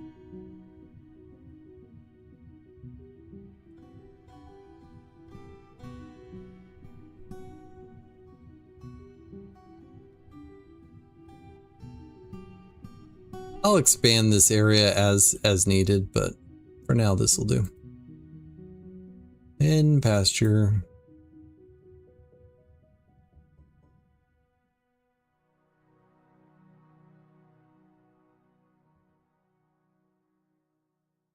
Yeah, I think I will make a couple of doors.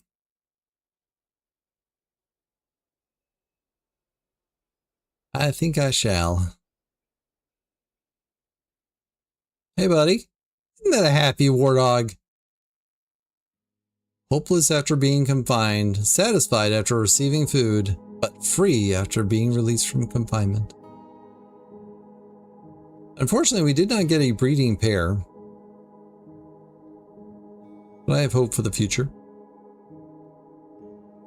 Your favorite part of having a long-haired cat was the daily brushing, so this is highly accurate Elfie representation. Except you passed the 5-year mark and love hamsters for the shrieking and biting adorable little teams they are. Nice. Yeah. All right. We do have stuff growing. We should probably set up a still. So this is like kind of a good example of playing Dwarf Fortress whatever way you want.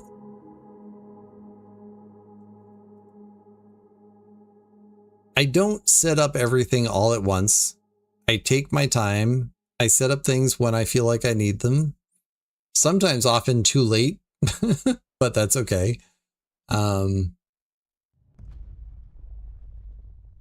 Yeah. The perfect balance of cuteness and violence. Yeah, I will have nothing to do with them. Like, I loved having Shiro, which was our leopard gecko, who sadly passed away fairly recently. But like, I liked observing Shiro. I never wanted to handle her. And even cats and dogs, like, I tolerate their presence around me, but I'd rather not touch them unless I choose to pet them or whatever, right? And unfortunately, animals don't necessarily work that way. All right. Let's also get a carpenter going. And I think it didn't look like there was a lot of trees on this map. Like, there's some. So I think we'll just go directly to rock pots. I like rock pots anyways, so. Also, let's be serious. We have chickens and we don't have nest boxes yet. David, what are you even doing? My goodness.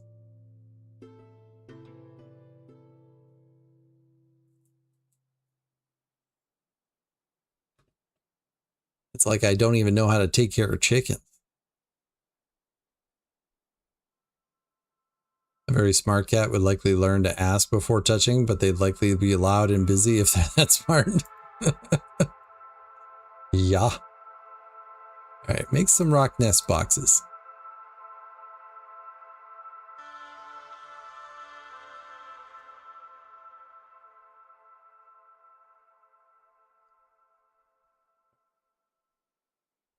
Giant monarch butterflies are still not agitated. That's excellent.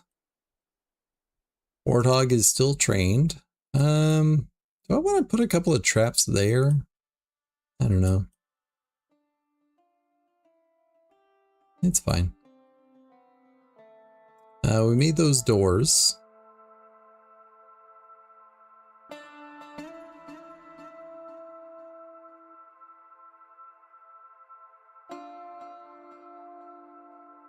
And we're in summer already. I guess that also means, all right, well, first off, fruit drink from plant.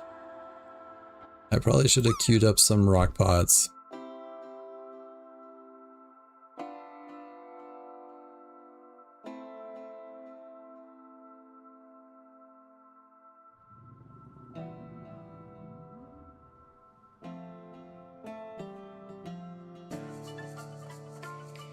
Do that.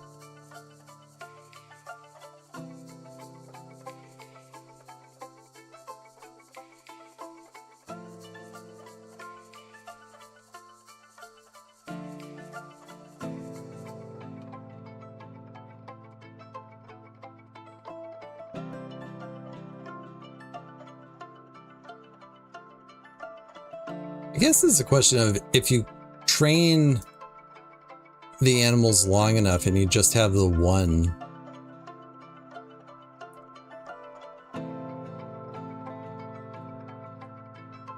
And you get to the point where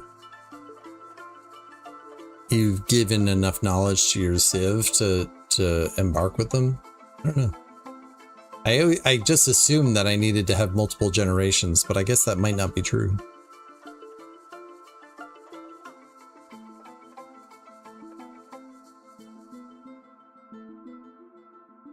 In which case, maybe I should be trying to capture these giant monarch butterflies. Oh, they're already leaving.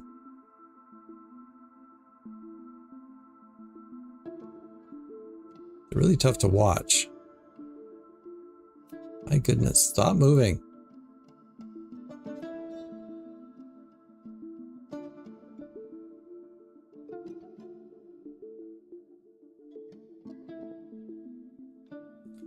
Reason why I don't really care about capturing the giant monarch butterflies. All insects in general only live a year.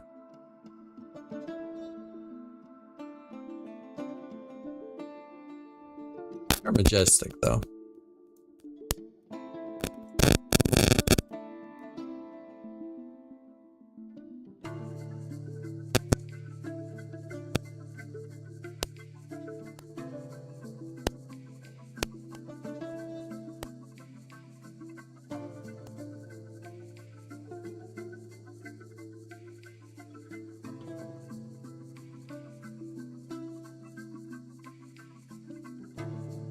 Alright, so I'm just gonna run out of granite blocks and that's fine.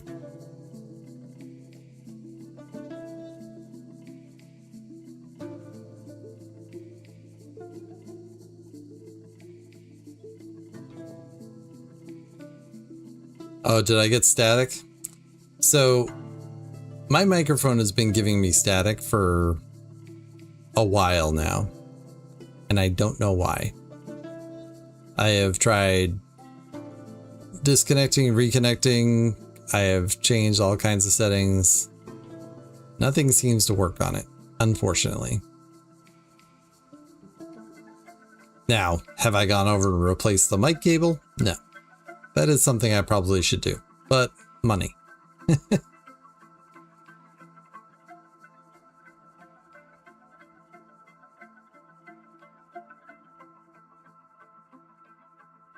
But yeah, I am aware of the problem, and unfortunately it sucks.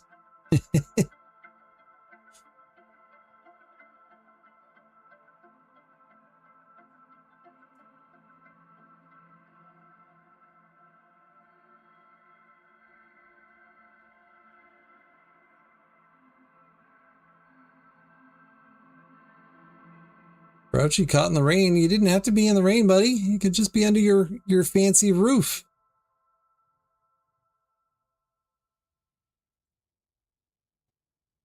Speaking of the word buddy, I had 3 separate people today call me Guy.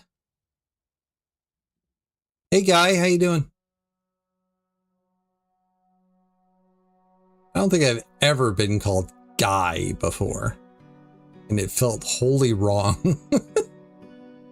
Like, oh, I'm sorry, that's not the right word. You can call me many things, but Guy is not one of them, thank you, apparently.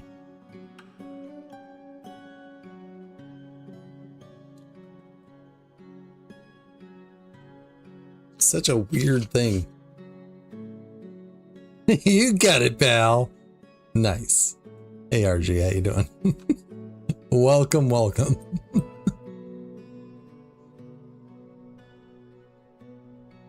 Like, I get it. When you're talking to a stranger for the first time, yeah, you got to pick your words. And it's not like I was stopping long enough to introduce myself or anything like that. You know, they don't know me as Tellen. They don't know me as David the Awesome Author. They don't know me as David the Author. Without the awesome, I guess.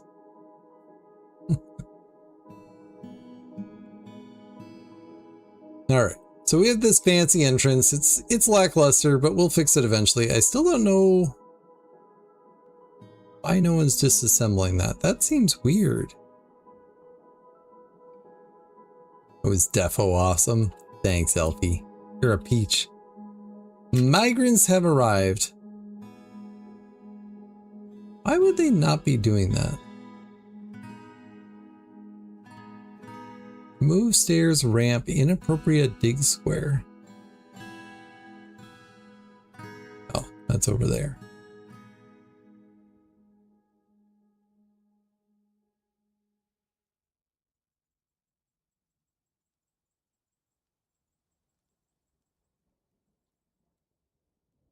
It seems so weird. Like, are they still digging?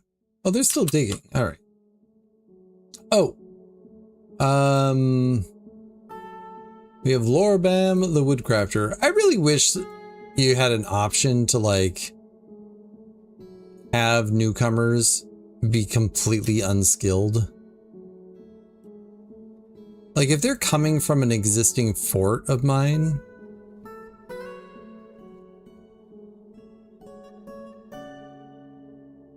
Aerith was at Spineapple.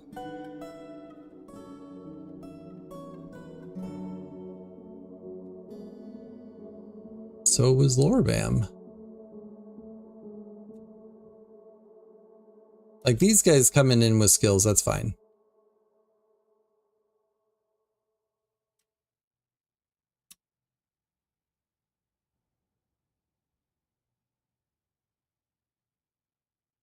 But I feel like if they're coming in and they're just like being generated by the game, I wish I had the option to just say, no, they have no skills. I just want peasants coming in, please. I don't know. Like my whole thing is I embark with no skills, but by the time your first migrant wave comes along, that's no longer an issue anyways.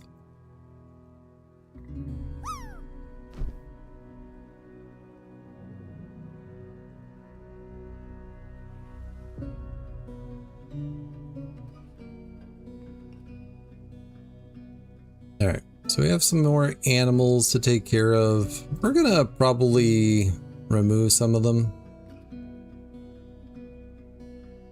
Can't believe nobody's adopted my chickens.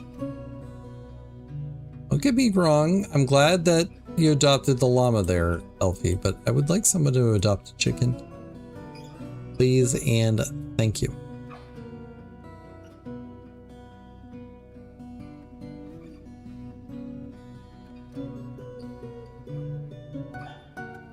Alright, this fort is feeling kinda bleh at the moment. And no one's upset, but we'll make a few beds.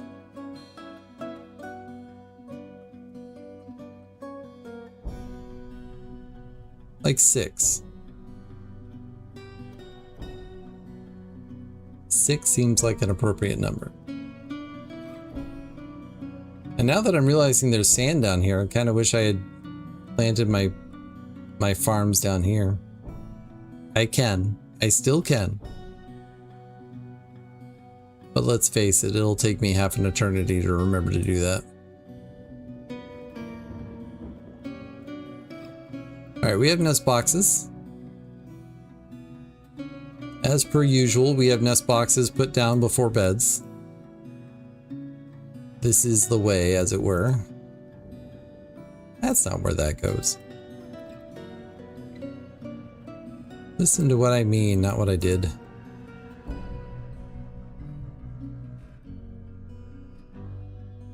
Do I care about making a pen pasture for them? Not really. I'm mostly putting them in here so that they don't get attacked by wild animals. Because that would upset me.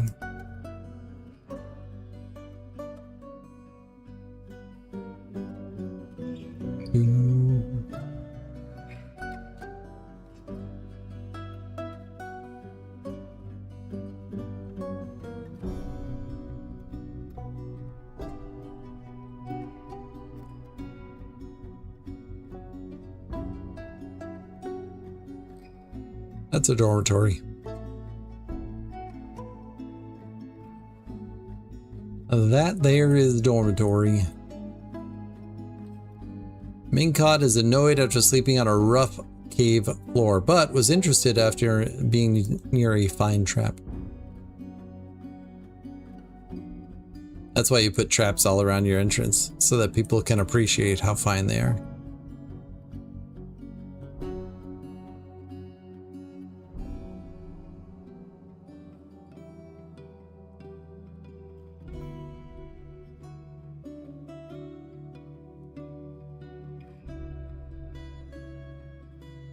I somehow managed to still have 2 more granite blocks. I don't really know how that happened. It's fine. Everything's fine.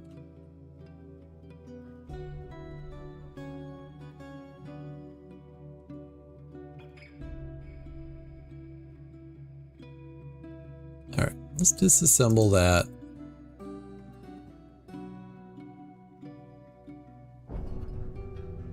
Ideally, I'll disassemble that too, but it's fine for the moment.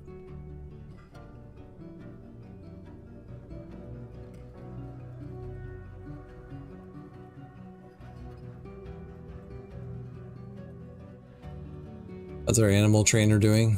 Who was our animal trainer? Us? Dabbling animal trainer, let's go.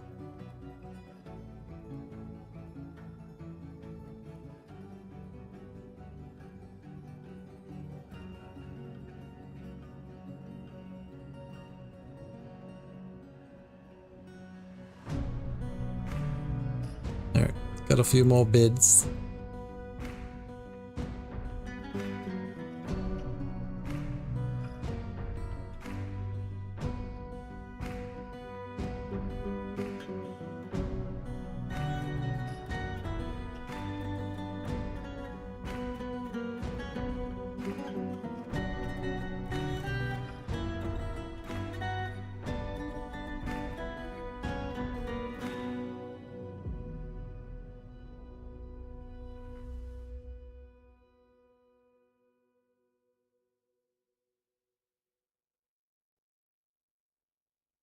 Love how we have 2 people sleeping on beds and there's a child right there.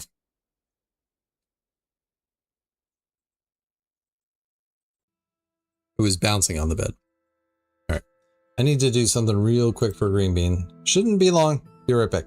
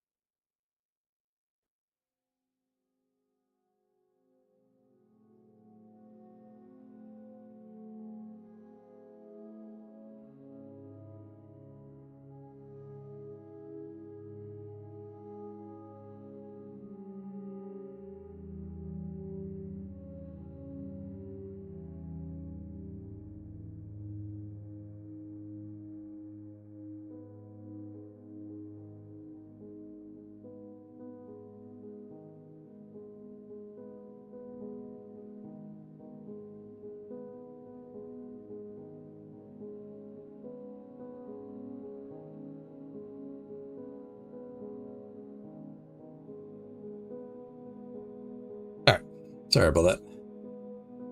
Just needed to take care of something for her real quick. Anyways, yeah, so we have a couple of people sleeping and a kid who is playing. And I like to think that the kid is bouncing on the bed while the other people are sleeping. Like, we wanted beds, but we didn't want people jumping on the bed next to us. What the heck? Oh, we finally took care of that. Excellent. Oh, that's where the extra granite blocks came from. I figured it out. Sussed out the problem. You all didn't. I did. Gazelles. Gazelles would work. Hey, warthog.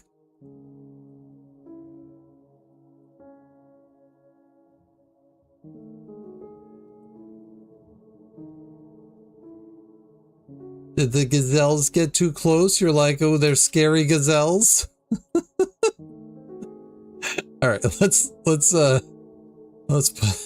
the rest of this on here. Oh no, not logs. No, not what I wanted. We have fancy blocks for this kind of thing. We don't use logs. I mean, we could use logs. Probably would have made sense. I didn't realize gazelles were so scary, warthog. Also, where'd they go? They're right there. Run into my traps. Just go over there. We'll teach you how to be nice, civilized gazelles. Come on. I don't think it's gonna happen.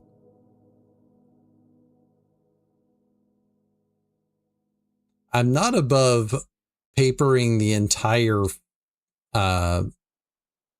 surface of this map with traps, by the way. Like, if that's what I need to do, I might just do it. But again, I think that just by having traps on the map, wild animals have a habit of just stepping in them.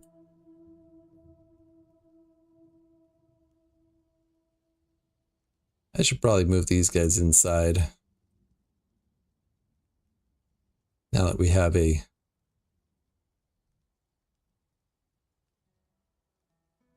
reasonable space inside.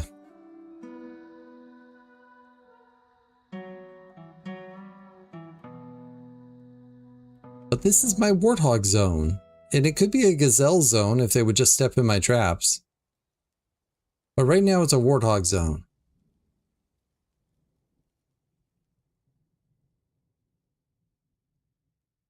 I need you all to not hang out outside. That's part of the problem.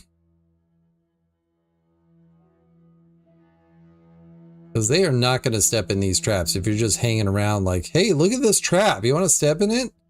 That's not how you trap animals, people.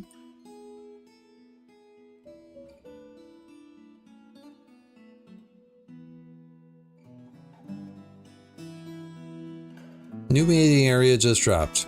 That's your new meeting area. What do we have in here? Sand.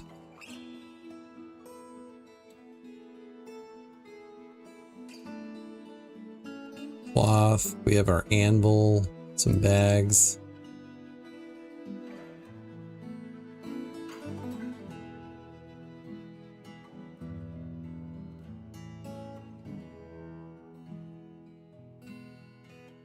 Furniture. Finished goods. Cloth.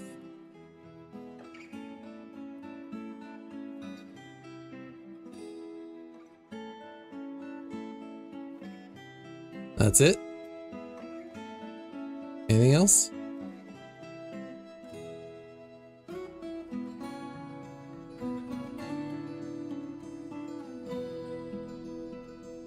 I think that's it.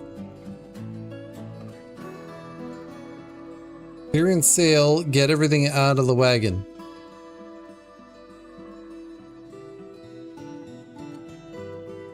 And then get inside and let's let some gazelles just elegantly step in our traps.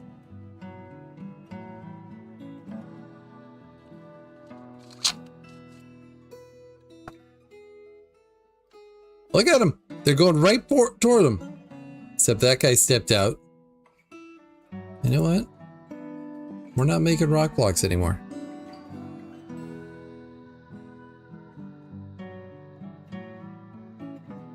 Disassemble a wagon. That's one thing, like, I know it exists, but it's something that's definitely not intuitive about this game, and it's probably the most unintuitive thing about it to me, is your starting wagon is a meeting zone that is not cancelable. The only way you can get rid of that thing as a meeting zone is to disassemble it. But if you disassemble it without having a meeting zone, you'll be like, why are my migrants just stuck on the corner of the map? This doesn't make any sense. It's because of the meeting zone. All right. 2 gazelles? Fancy. Ass, this is your job.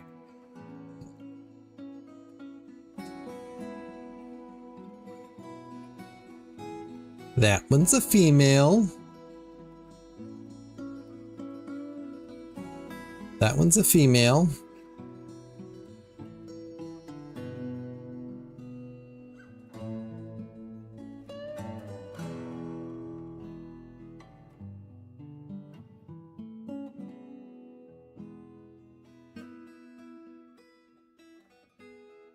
Semi-wild trained.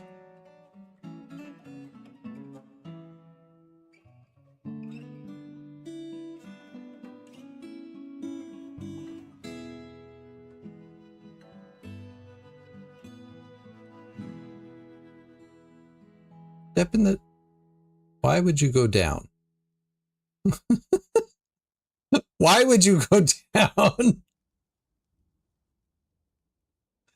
Oh, good. Now we have a gazelle in our fort. Mistakes were made.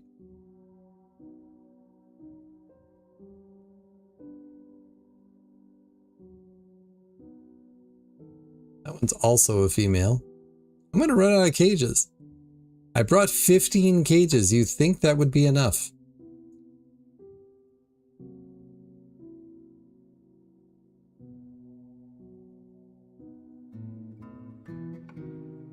Autumn. Oh my goodness, it's already autumn? Good, perfect, very intelligent. I know.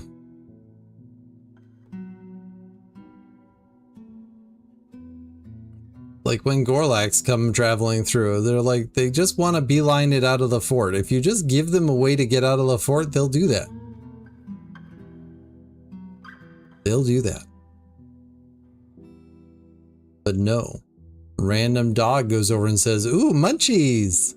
Ooh, play toy. Let me see the white fluffy stuff inside. Oh, that's not white fluffy.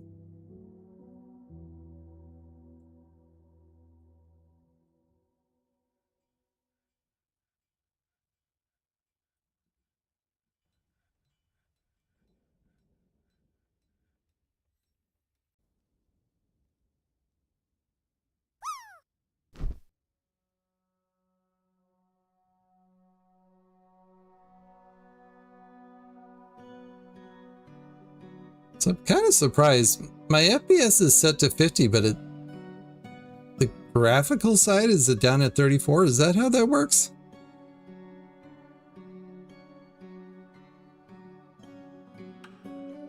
Huh.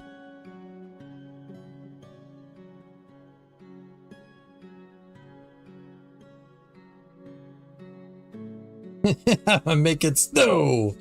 That is not snow. All right, this one is trained. That one's semi-wild. We'll let those ones stay put for now, but the trained one can go in here.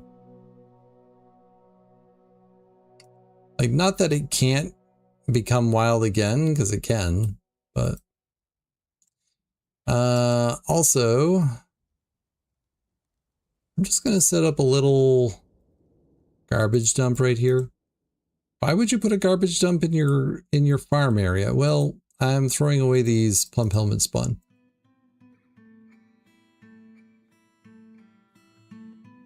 Because I'm basically using all of our food to train animals. It's probably not ideal. Oh, speaking of which, we're out of food.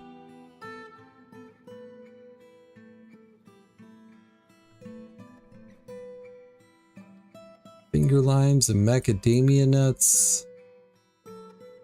Lychees. I don't even know what lychees are. limes, rambutans, pomelos.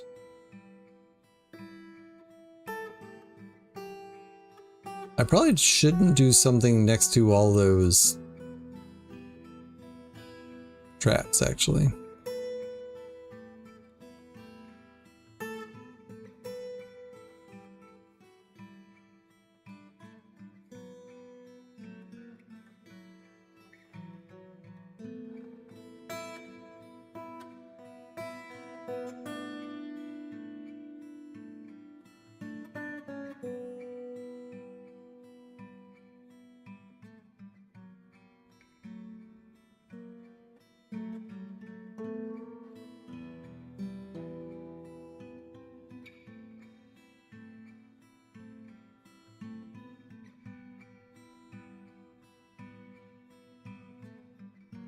Probably didn't help that we had that food get wasted too.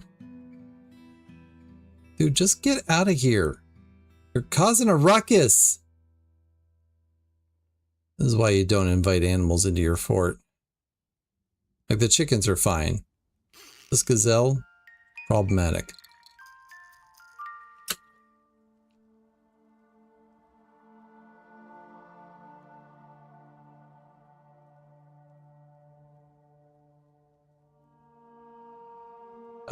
Oh, we had a baby. Nish gave birth to a girl.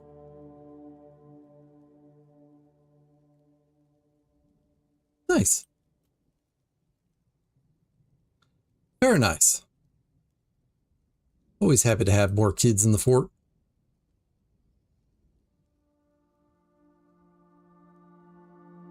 All right, Gazelle, we've set up a trap for you. Go get stuck in it.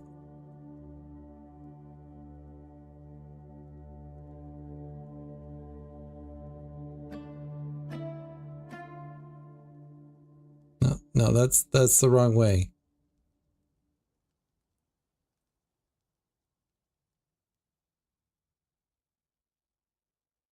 All right, we already have hen eggs.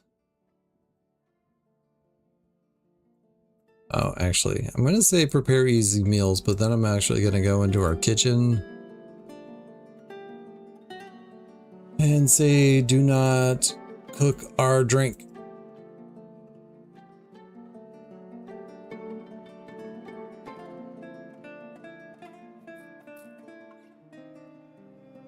Let's see, one Minotaur get decapitated and they're traumatized for life? The children, you mean? Nah. It'll probably take more than one Minotaur. Probably. We know a few facts about gazelle training. Excellent. We're also going to need a brew drink.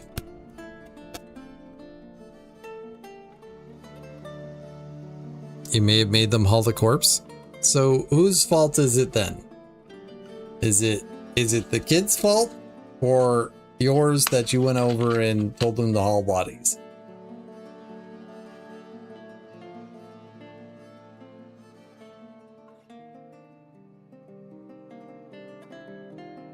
I want to point out I also have them hauling bodies at the moment, but that's because at this point in the game I don't have to worry about it. And I normally only change that sort of thing after it's become a problem. I had one fort fairly recently that I had a population of 150 and I had 75 children in the fort. That was a lot of fun. Because it's a very different game when half your population doesn't work.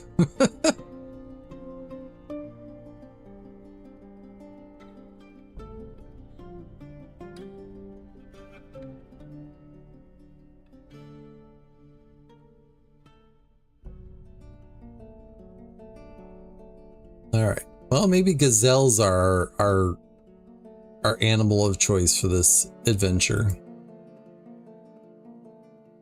Like if I can get multiple animals into this list, I will. Don't get me wrong.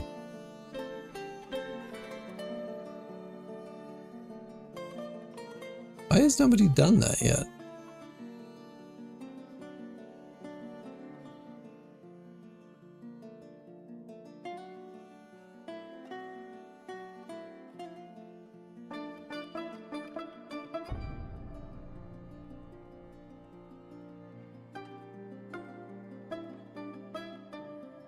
Plus trained, and it's a male.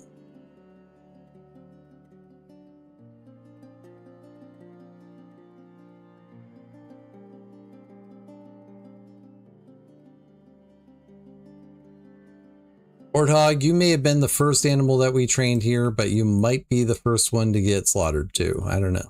We'll see.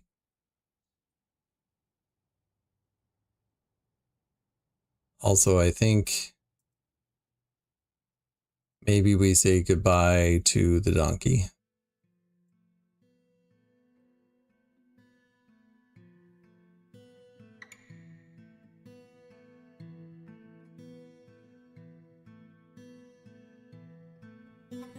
Look at that gazelle. Patient after being confined. They're like, you know what? This is fine. Although it is a grim reminder of the winter hardships to come, the supply caravan from the safe lenses is a welcome sight. Their eyes are alight with the anticipation of inspecting the splendid products of your industrious craft stores. Take careful stock of your own stores. What these merchants offer might very well be the difference between a prosperous future and a slow and meaningless death. As always. Also, we don't have a trade depot.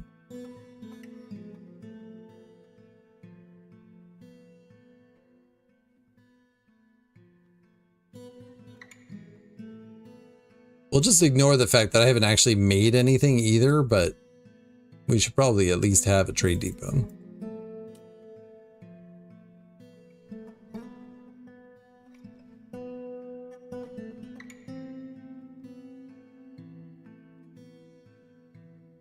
Not quite sure I understand why they're not dumping.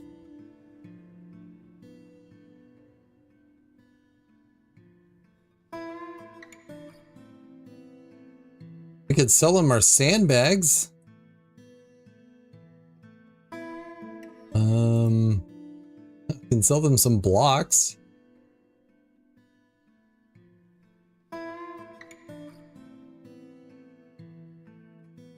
Have some pots.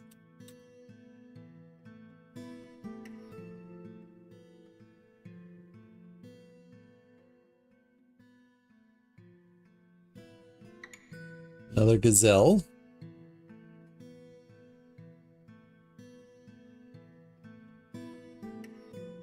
I'm a liaison for the mountain homes. Let's discuss your situation. There's much to share. Saxel, eh?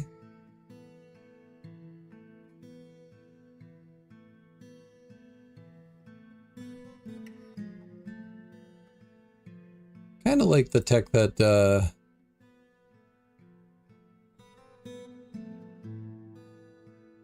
that Mitchell was doing of having them bring goblets and stuff that you can't actually make.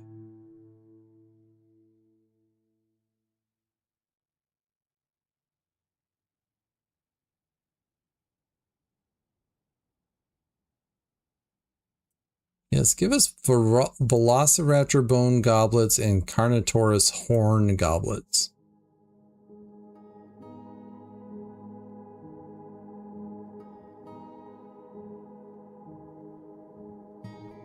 Yeah. Have some pot? Sure. A need for cheese. We will not be making cheese in this fort, most likely. I'm not saying it's impossible, but most likely. Did I assign that one to be trained?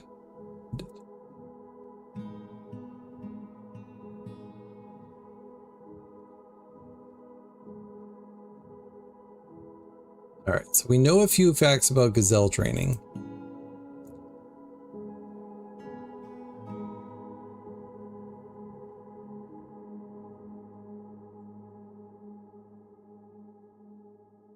We can do better. I don't have a broker. Who shall be the broker?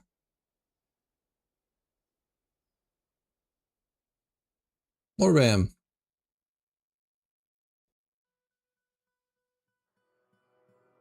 Why is that one listed as new?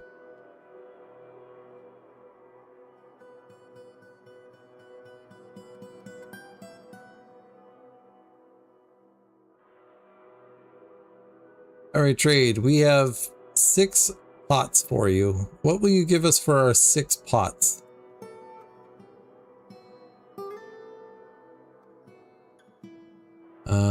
Can't afford a cage. I can afford this blue peahen though.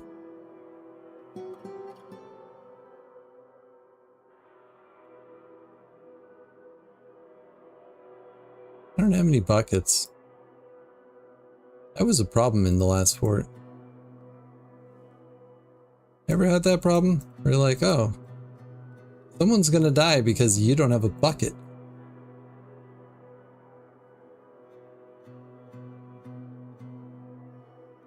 Tell him it's past 7:30. You're too late.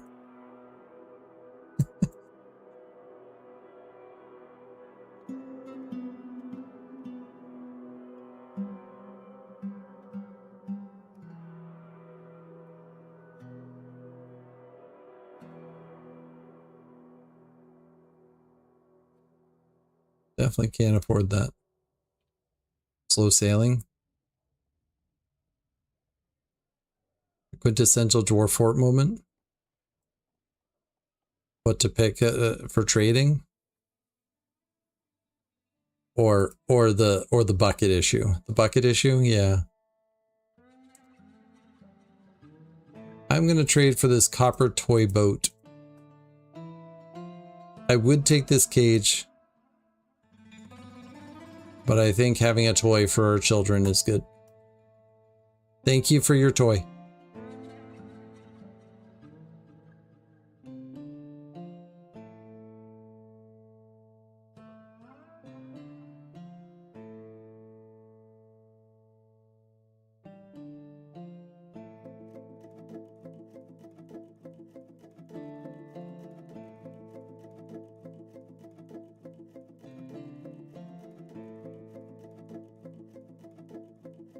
How did the fort fall? We had no buckets. Exactly. It's a serious problem. You never think to yourself that, gee, buckets are important. And then you have a hospital and you're like, oh, we saved that person from dying because we have a hospital. And then they die anyways because you don't have a bucket. It's kind of like embarking with a single step ladder and then having people gather fruit from trees and you wonder why they all starve at the top of the trees. You only brought one step ladder. What, were they supposed to not share?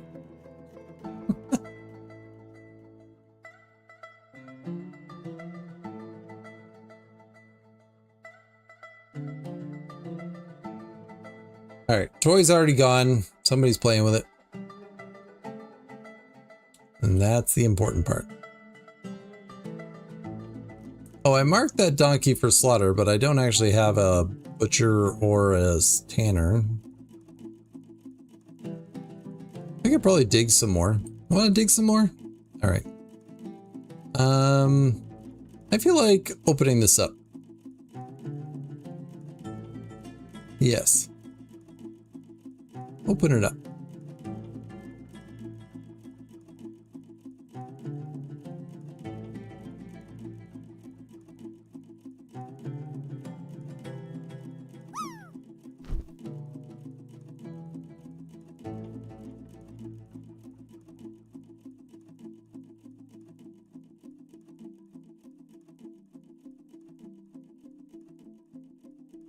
I like in the interior of the fort to have some depth to it.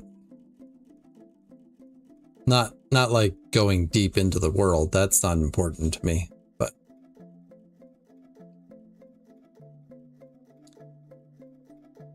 still a couple of gazelles out there, huh?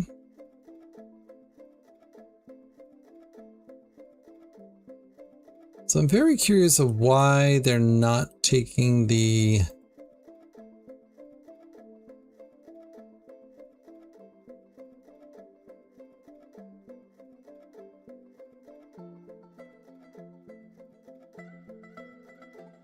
the plump helmet spawn out of the cage. That doesn't seem right.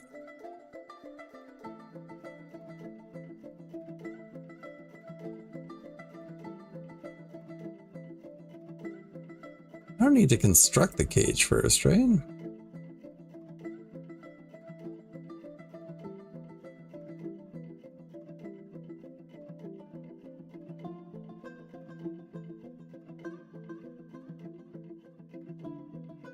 I mean, the answer to that question is build it and see if it works.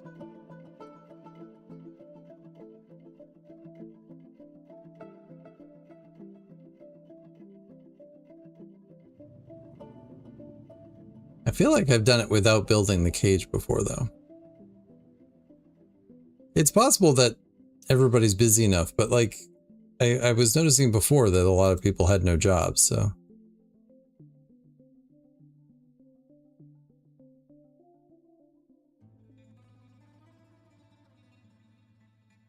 It's on the surface. Does that count as refuse on the surface? That's probably what it is.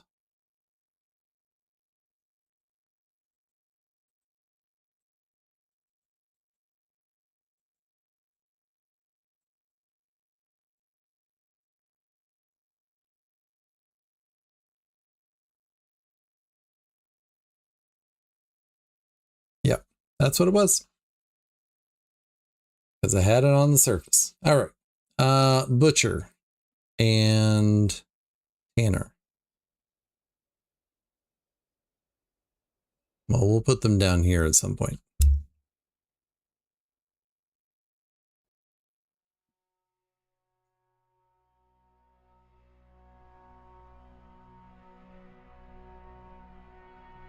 All right, so we can actually deconstruct that cage too.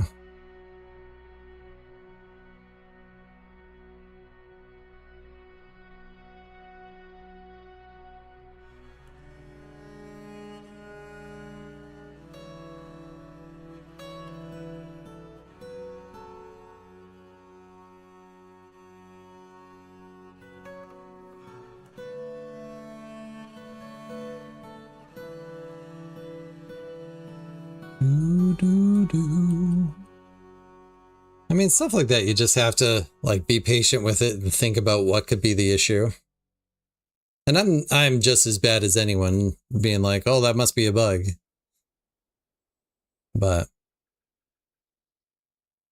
it does just take a moment to be like, okay, what could possibly be the issue here?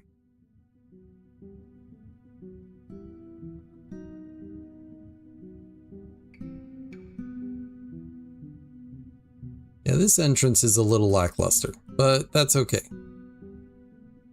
We're not really building a fancy fort here. We're just doing the necessary.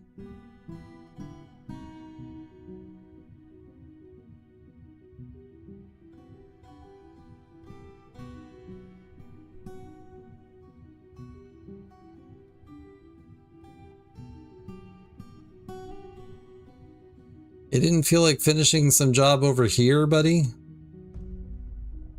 Elfie's doing the work. Elfie, you're a talented miner, by the way.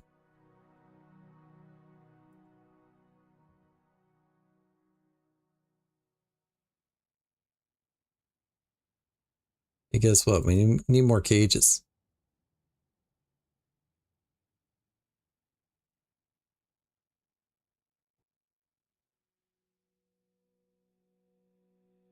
Heck yeah, Elfie be amped.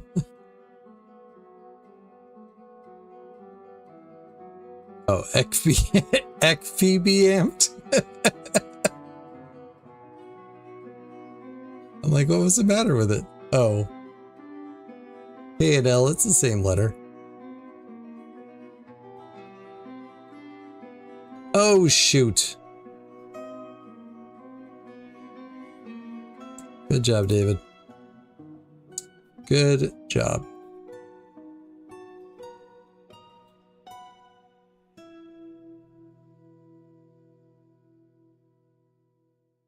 Now I need a trash for actual trash.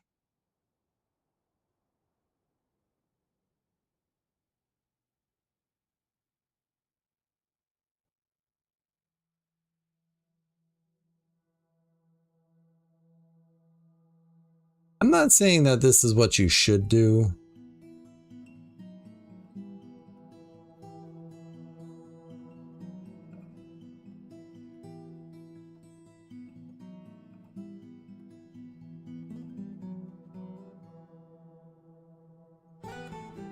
But it's what I'm going to do right now.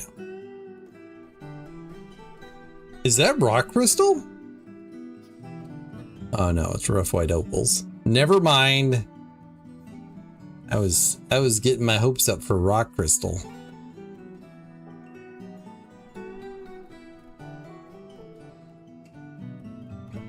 All right, those pesky meals are gone, never to be found again. All right, we can get rid of this garbage zone now.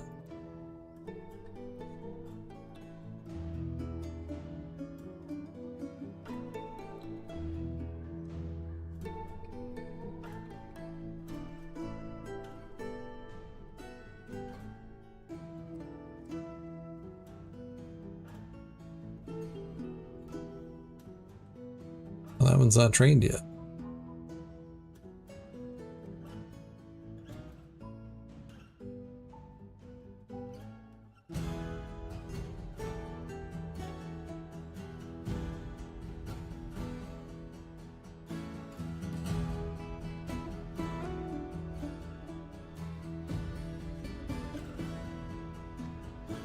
Butcher and Tanner.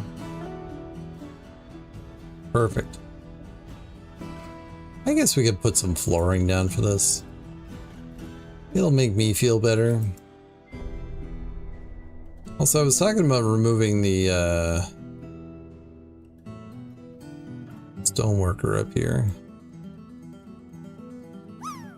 So we'll just go ahead and do that now.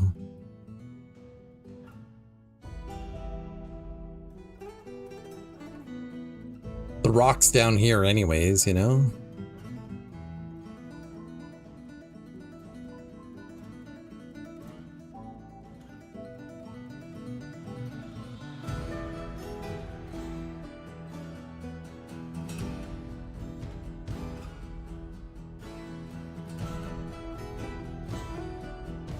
No food available.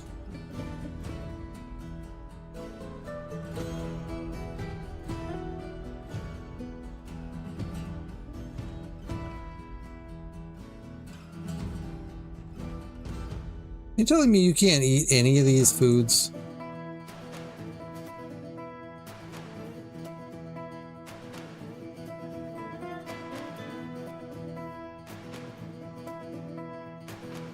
Look at us, just has all the animals all gathered around him.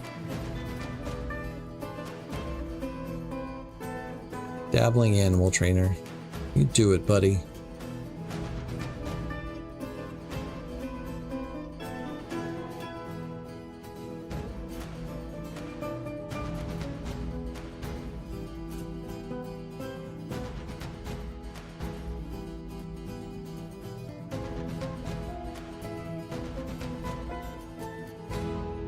Probably should have made the Tanner first, but I'm sure it'll be fine.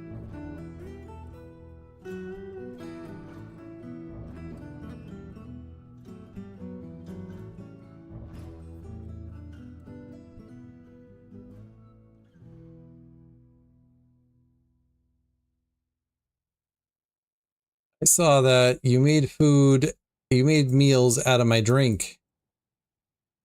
Not allowed. Dwarven ale biscuits. And these sound delicious, don't get me wrong.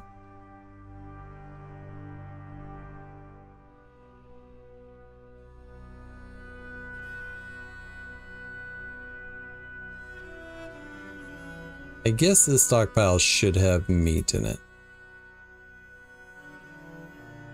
I guess. Oh wow, 39 o'clock. What the heck?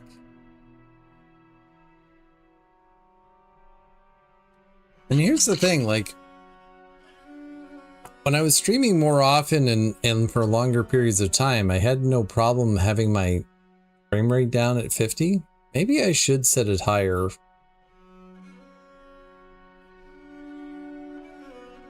What you doing here, Gazelle?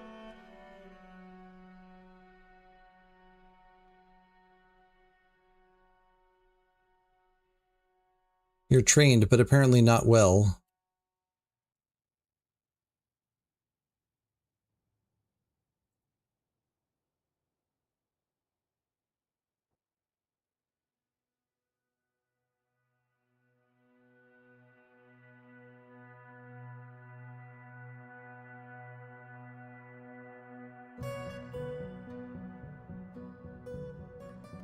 Well, that one's trained. Then you get to go in the stockpile. I mean, the thing. See, student Gazelle noises.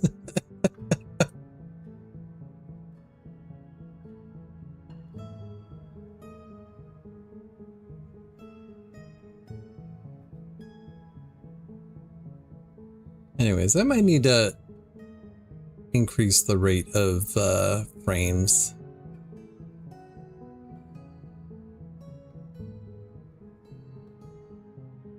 Donkey tallow.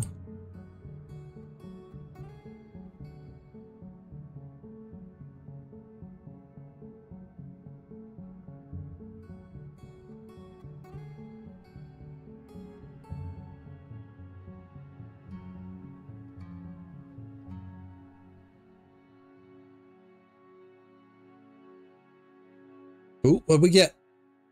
Oh.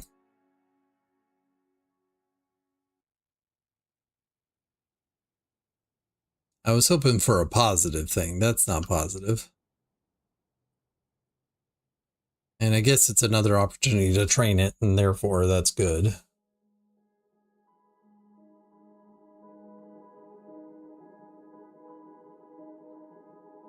Trained plus plus.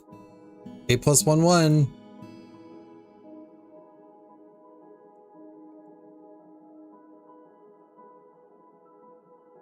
Novice animal trainer. Nice job. Just out of curiosity, has anybody adopted my chickens? No. My disappointment is immeasurable.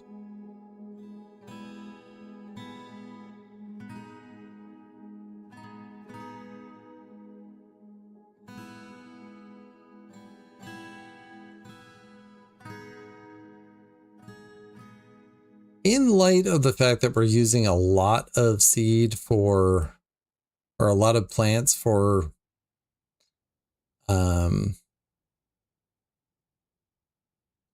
animal training, I think I'm going to expand our farming quite a bit.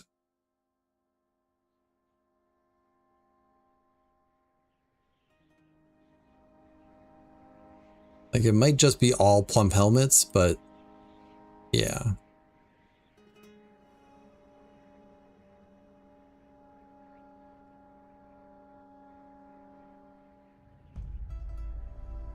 Oh, finger lime seeds.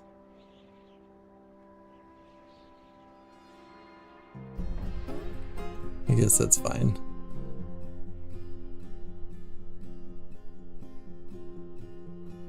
Like, I made the decision not to have one that was only plump helmets, but this is a little different. We have migrants. Aban, the gem setter. A dog, a bunny.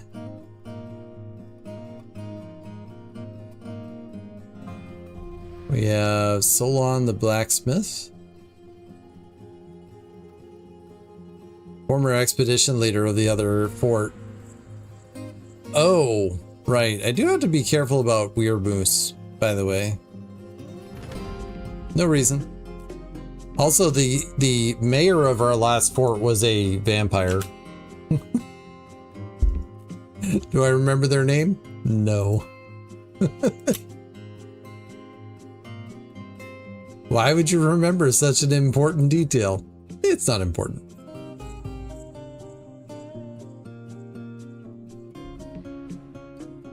Moreover, it was a the mayor was a vampire, and no one in the fort had managed to convince them to reveal that they were a vampire.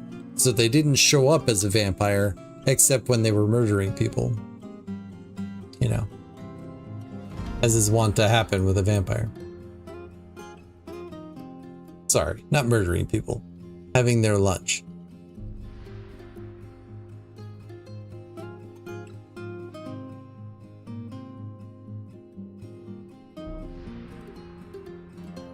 As they do, exactly. Drinking their juices, sure. Alright. Plant me some plum helmets. And this is why a farmer's guild is like the first guild that comes up for me pretty much every fort. I probably should go over and specify who are growers and planters and stuff like that, but I just can't be bothered.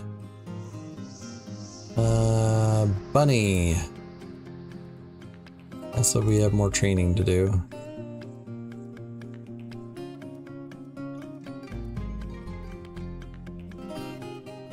As you're getting so good with the training. Which is to say, you're better than everybody else in the fort. Because no one who has migrated here had any skills.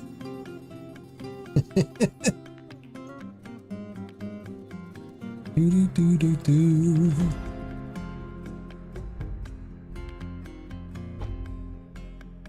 Drink's getting low again. All right. We're at 17 people. I'm going to assign a manager. Give me a peasant. Minkot.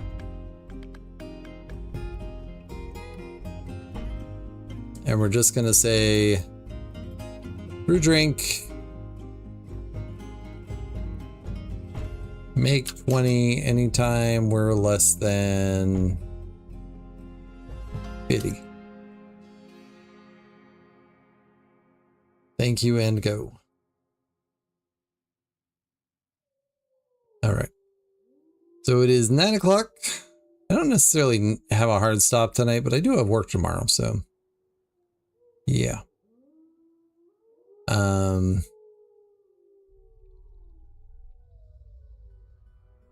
think we'll just play it to the end of autumn. That way I at least have a clean season. We'll go from there. Couple minutes.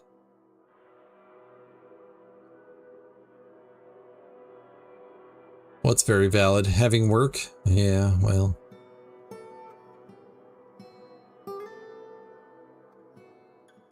You too can help me not worry about work if you just buy my books, people. Out of the Dark is my debut novel.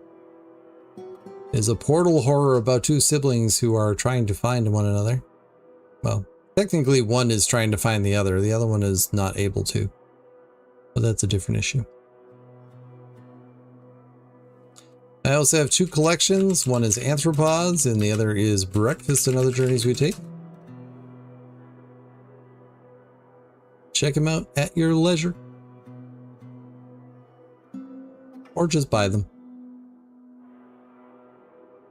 I've recently added the ebooks to my coffee store.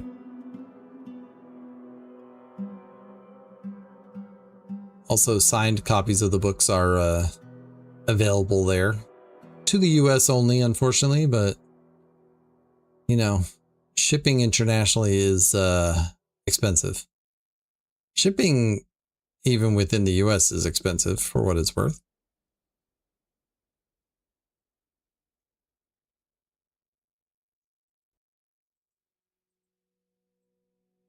All right, let's get rock blockos going.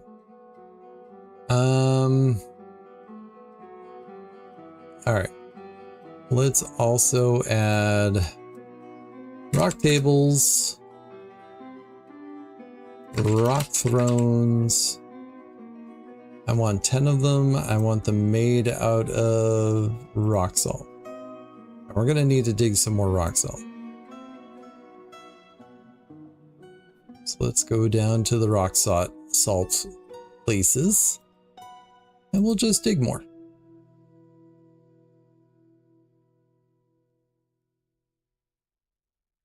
really have a plan here. We'll just quarry it up.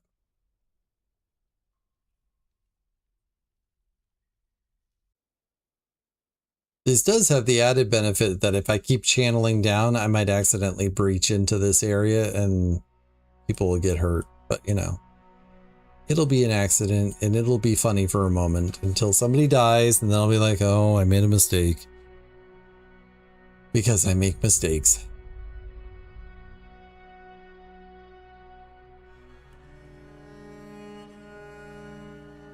All right.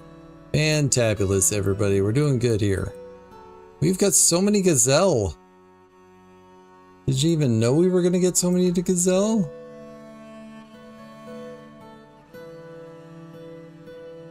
Wait.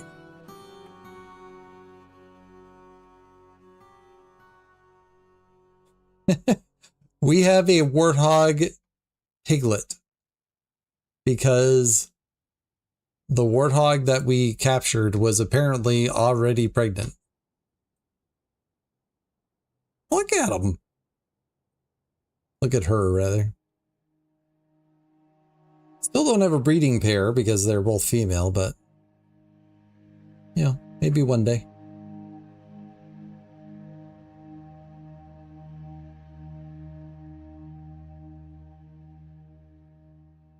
There are ducks on the map, everybody. Watch out.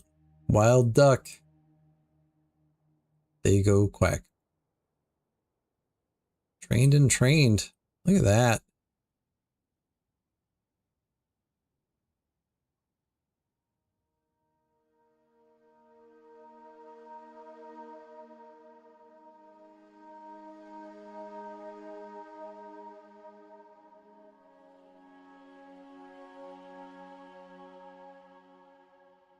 I dare say this is going swimmingly. Right. What else could we get done here? We're going to be digging for a while.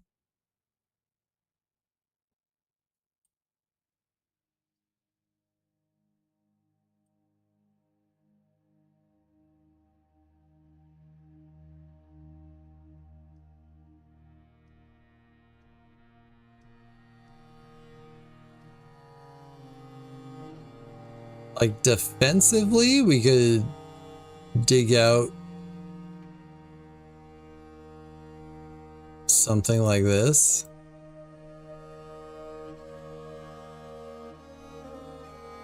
Fortify along the wall here, maybe chop that off entirely. Throw some bolt throwers there.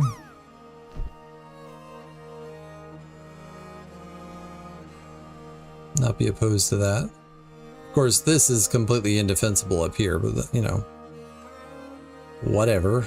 Who needs defense? I don't even know why I'm talking about it. Did I just see a gazelle go sprinting off? I did. And they're gazelle, you expect them to go sprinting off places.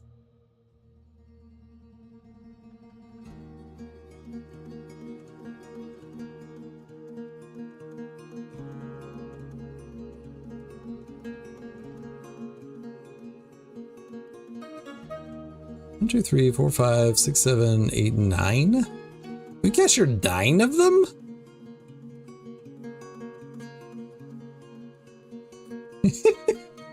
I love how he enters the room and they all swarm him. That's awesome.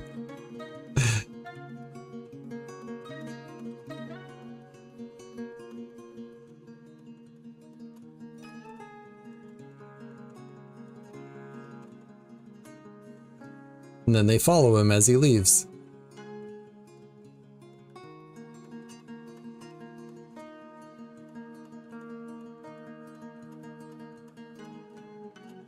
You have an animal training zone, you know.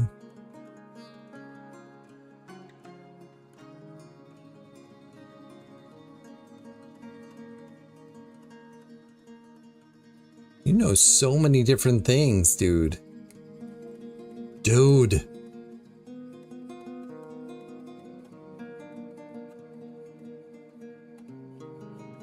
All right, well, running out of time here.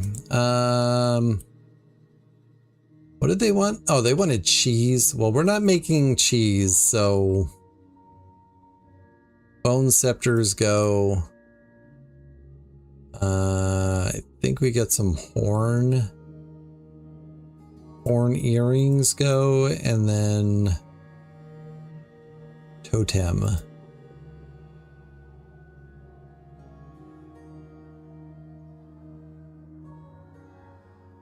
All right, good solid beginning to the fort. Goal was to get some animals that you can't normally embark with. We did that. We started training them. We did that. Now it's just a matter of training them over and over again until they are domesticated within our civilization. And then I might retire the fort right there and then. Like, I don't need this fort to last a long time. I just want to try stuff out. And if that works, I think there's a good chance we will do it again and just specifically look for dinosaurs. And just try to get one civilization as built up on possible animal choices as possible. Like, I definitely don't need to run a fort until it dies, even though I often do.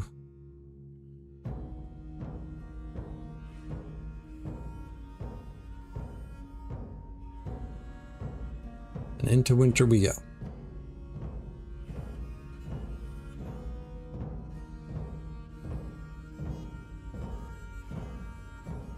Once again, everybody, thanks so much for hanging out tonight.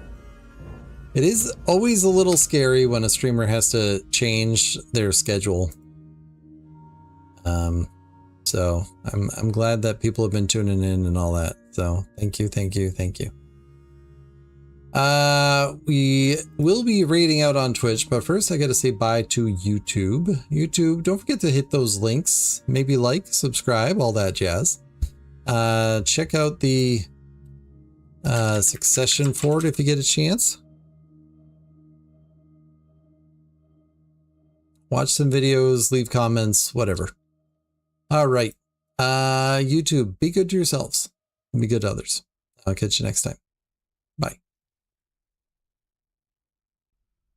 All right. Twitch, don't go anywhere. Let's raid somebody.